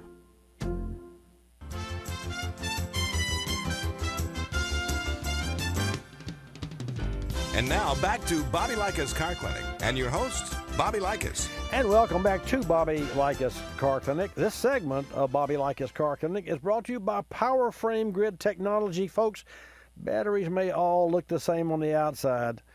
So what? It's what's inside that really matters. That's where the power is. And Power Frame Grid Technology has been tested to be more durable and provide superior cranking power than standard book mold batteries. Learn more at powerframe.com. The next time you need a new battery, you make sure you get a battery that has the Power Frame Grid technology. How do you know? Just look for the logo on the outside of the battery and make sure that it says Power Frame Grid technology. Okay, we'll take your calls at 888-227-2546. Now, I got to warn you, we're limited in time, so call in now so that we don't get rushed toward the end of the program. Let's go to New York, take a call from Bob, and I want to preface Bob's time on the mic, and Bob, welcome to Bobby Likis Car Clinic, by saying that I more or less, along with Dave, have condemned CVT transmissions. So, Bob, I'm really interested in what you have to say. I see that you have, and all I see on the screen, a 2013 Suzuki 4x with a CVT transmission. So I'm all ears. Welcome to Bobby Likis Car Clinic. Well, that's what I was hoping, Bobby, because I bought the car. My boy found it. It's beautiful, absolutely perfect. It's got 90,000 miles, and I just bought it. I did not know it had a CVT because the Suzuki SX4 comes with a standard or a regular automatic, and only the top line model has CVT. Mm-hmm. So it works, everything's fine, but after buying it, and I got it for like $2,000 under the lowest book value. Oh, okay, okay, got it. Well, they quit making Suzukis, you know, so it took a hit for some reason. And I've had Suzukis for 20 years. They were great. Well, anyway, I then started reading about it after buying it. And people had horror stories on the CVTs. Suzuki's out of business. There are no dealers. They can't get parts. They're very limited. Yes, sir. You can't get one out of a junkyard because you're competing against everybody else who's got a broke transmission. Sure. And, there's people that are just totally, ticked because they have a piece of iron, Yeah, I'm with. I understand. To them. Yeah, yes. So I'm afraid whether I should just have my boy flip this car or use it. And I'm waiting for the title to come back and I'm just afraid. I thought I'd ask you. How many miles on the Suzuki? 90,000. Okay, I'm going to give you two options. Okay, my first, and I've never seen the car. I don't know what shape it's in. I don't know what the CV. I know it has 90,000 miles, and it's a 13. The best news about, or the best factor about the car that you're calling in is its age. It's young. If it were an 09, or if it were 6 or 8, 10 years old, I would have only one opinion, and that would be to flip it as soon as possible. Okay, the fact that it runs well and it drives well, it just means and you got it a two grand under, just means that you can pass that deal on to some other lucky guy, not so lucky in the long run. Now, but because it's a 13, it's young, and you see, age affects vehicles more than miles, all things being equal. In other words, if you serviced a car according to the factory specifications or scheduled maintenance services religiously, and I don't mean change oil and filter every 5,000 miles, that's a nit. That has nothing to do with the health of the car. Well, I'll take that back. It has little to do with the overall health of the overall car. So there's inspections and fluids and transmissions and coolants and differentials and brake fluid and wiper blades and rubber seals and CV joints and all that, and brake services and the calipers and all the typical wear things, okay, in a car. Now, having said that, age is really detrimental to the overall health of a car, because age will cause anything that's not painted and sealed to deteriorate. So that's on your side. To that end, because you have this car and because you have had good experience with a Suzuki, which I'm surprised because I have not, I say that you're a good owner and you should use the car for a couple of 3 months to determine how it provides for you. So let's say that you're going to keep the car. And it's okay to keep it for a couple of months. I would suggest that. By all means, the transmission fluid must be changed in that car, and you must use CVT fluid, and you must find a shop that has a machine. Well, the machine doesn't work in that car. You must find a shop that is familiar with the vehicle and drain all the old fluid and put new CVT fluid in that transmission. That's the first thing that you should do. Well, drive it for a week, make sure the transmission's okay. I presume that you've already done that. And then go ahead and change the fluid. So drive it through the winter, because you can enjoy your buy, and you're not going to lose any more value on the car because it's a 13. It'll be 4 years old, in January, just like it will be here in October. And then see how the car works for you. Ultimately, flip it.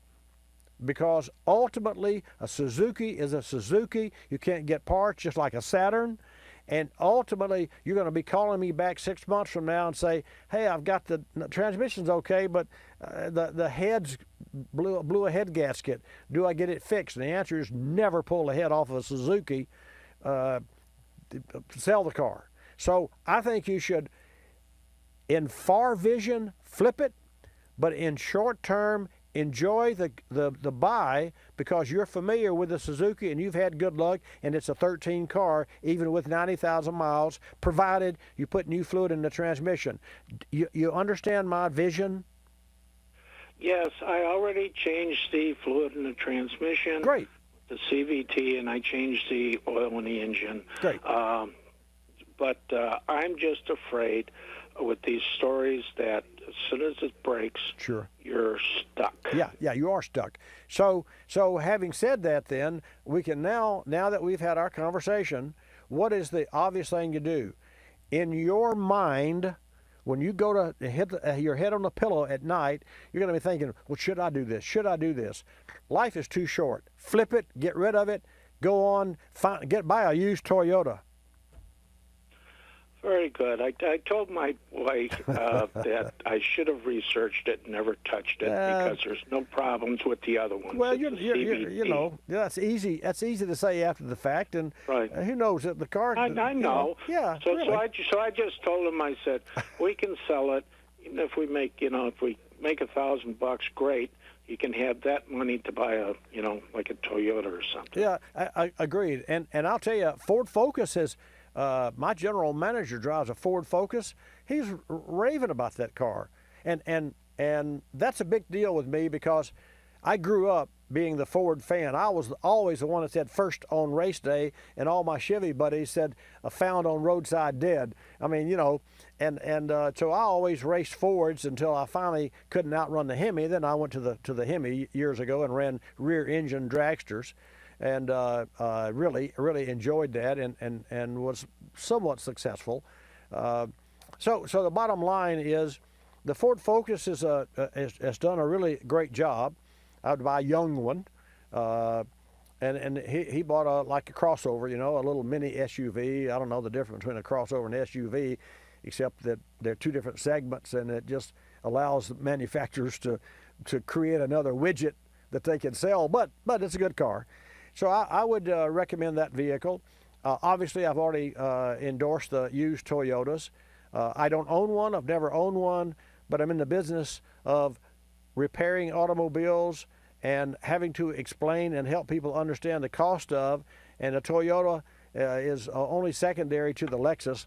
We work on so many Lexus, and we've saved so many people that otherwise have to drive from Pensacola to Mobile to get service, and they don't have to do that because we're authorized. We're the authorized Bosch Service Center to perform all services that will maintain the factory warranty on a brand new car, all cars, including the Lexus. So, but having said that, I think that in the short term, given our short term here on life on this earth, I think you should move on. So, what's your take? I think it's flip it. I'm too worried about it. Yeah, I know you are. As soon as it breaks, I'm stuck. Yeah. So let's you and I agree that Monday you're going to talk to your son and you're going to flip it. But you can honestly say that it runs well today, and you can honestly tell somebody when they say, well, why are you selling this car? Well, for obvious reasons. I'm just concerned. I'm a worry wart, which you are, and that's okay because you and I share the same pillow there. Okay. All right, my friend. Well, it's absolutely perfect. It looks like it just came out the showroom. It's absolutely perfect condition too.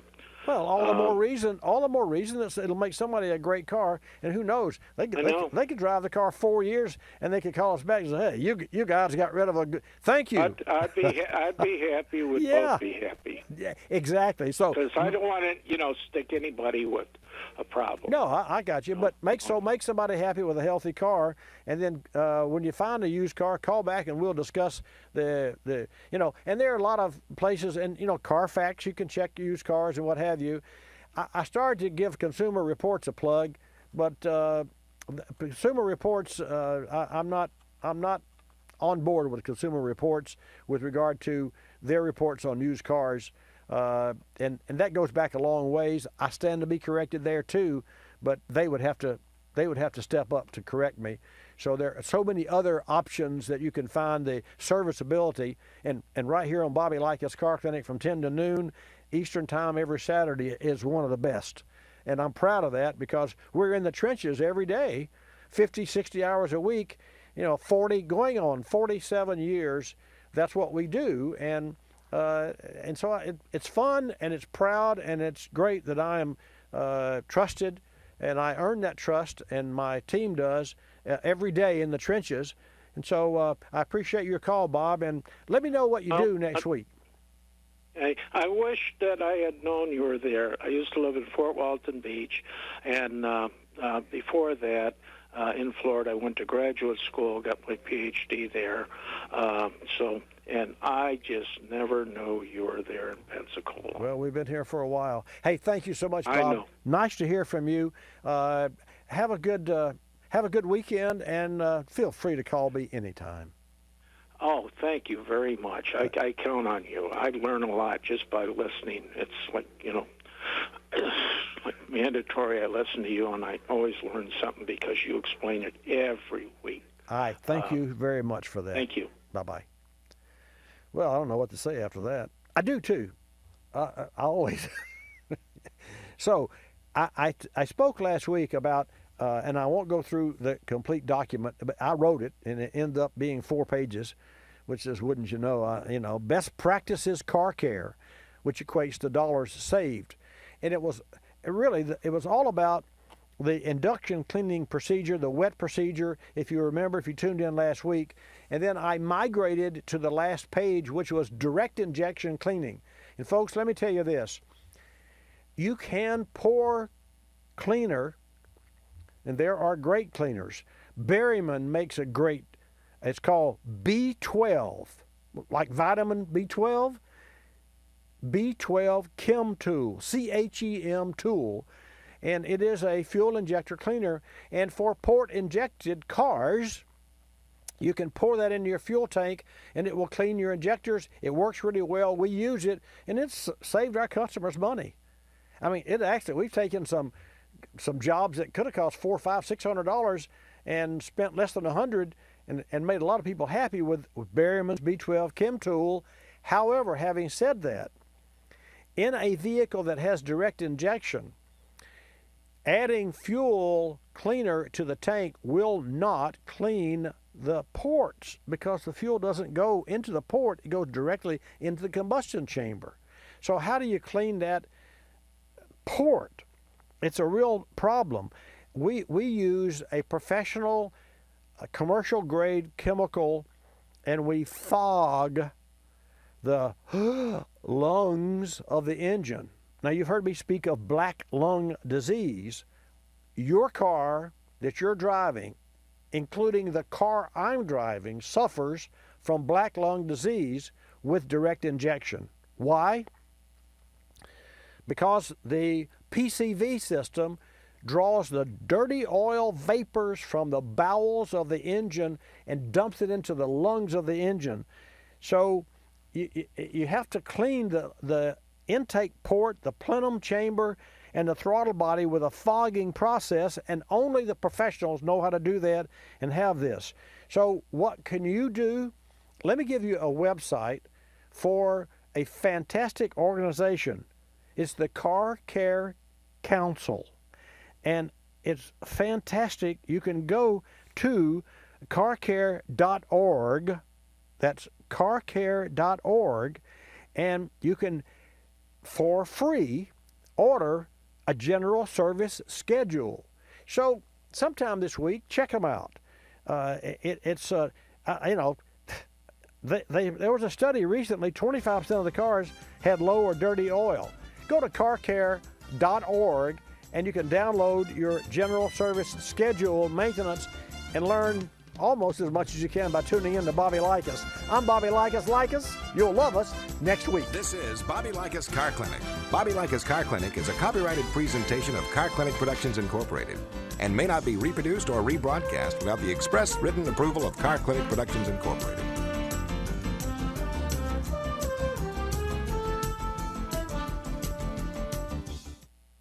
The Predator's back on the prowl. Diablo Sports' legendary performance tuner has made a return. The Predator 2 continues where its predecessor left off, providing users tremendous performance gains, an unprecedented collection of adjustable options, advanced data logging capabilities, and much more. And I'm going to be giving away a Predator 2 in the coming weeks at a suggested $355 retail value. For more information about the Predator 2, drive to DiabloSport.com. That's DiabloSport.com, and stay tuned for your chance to win. Did you just look down at your phone? You did it again, didn't you? You know, you're flying down the road in a 3-ton hunk of steel, and a text takes your eyes off the road for an average of 5 seconds. At 55 miles per hour, that's long enough to travel the length of a football field and cause some serious damage. Turn it off. Trust me, whatever it is, you'll live. Learn more at StopTextStopWrecks.org. Brought to you by the Ad Council and the National Highway Traffic Safety Administration. You're listening to Bobby Likis Car Clinic. P-Ricey Outfitters, I'm Tina. How can I help you? I'd like to place an order. Great. Which item? The cotton roll neck sweater, large. Okay. Periwinkle, Loden, or caramel? The caramel, please. The what? I'd like it in caramel. Oh, the caramel? Yeah, that's what I said, Tina. Actually, you said caramel when it's pronounced caramel. Can't we just call it yellow? No.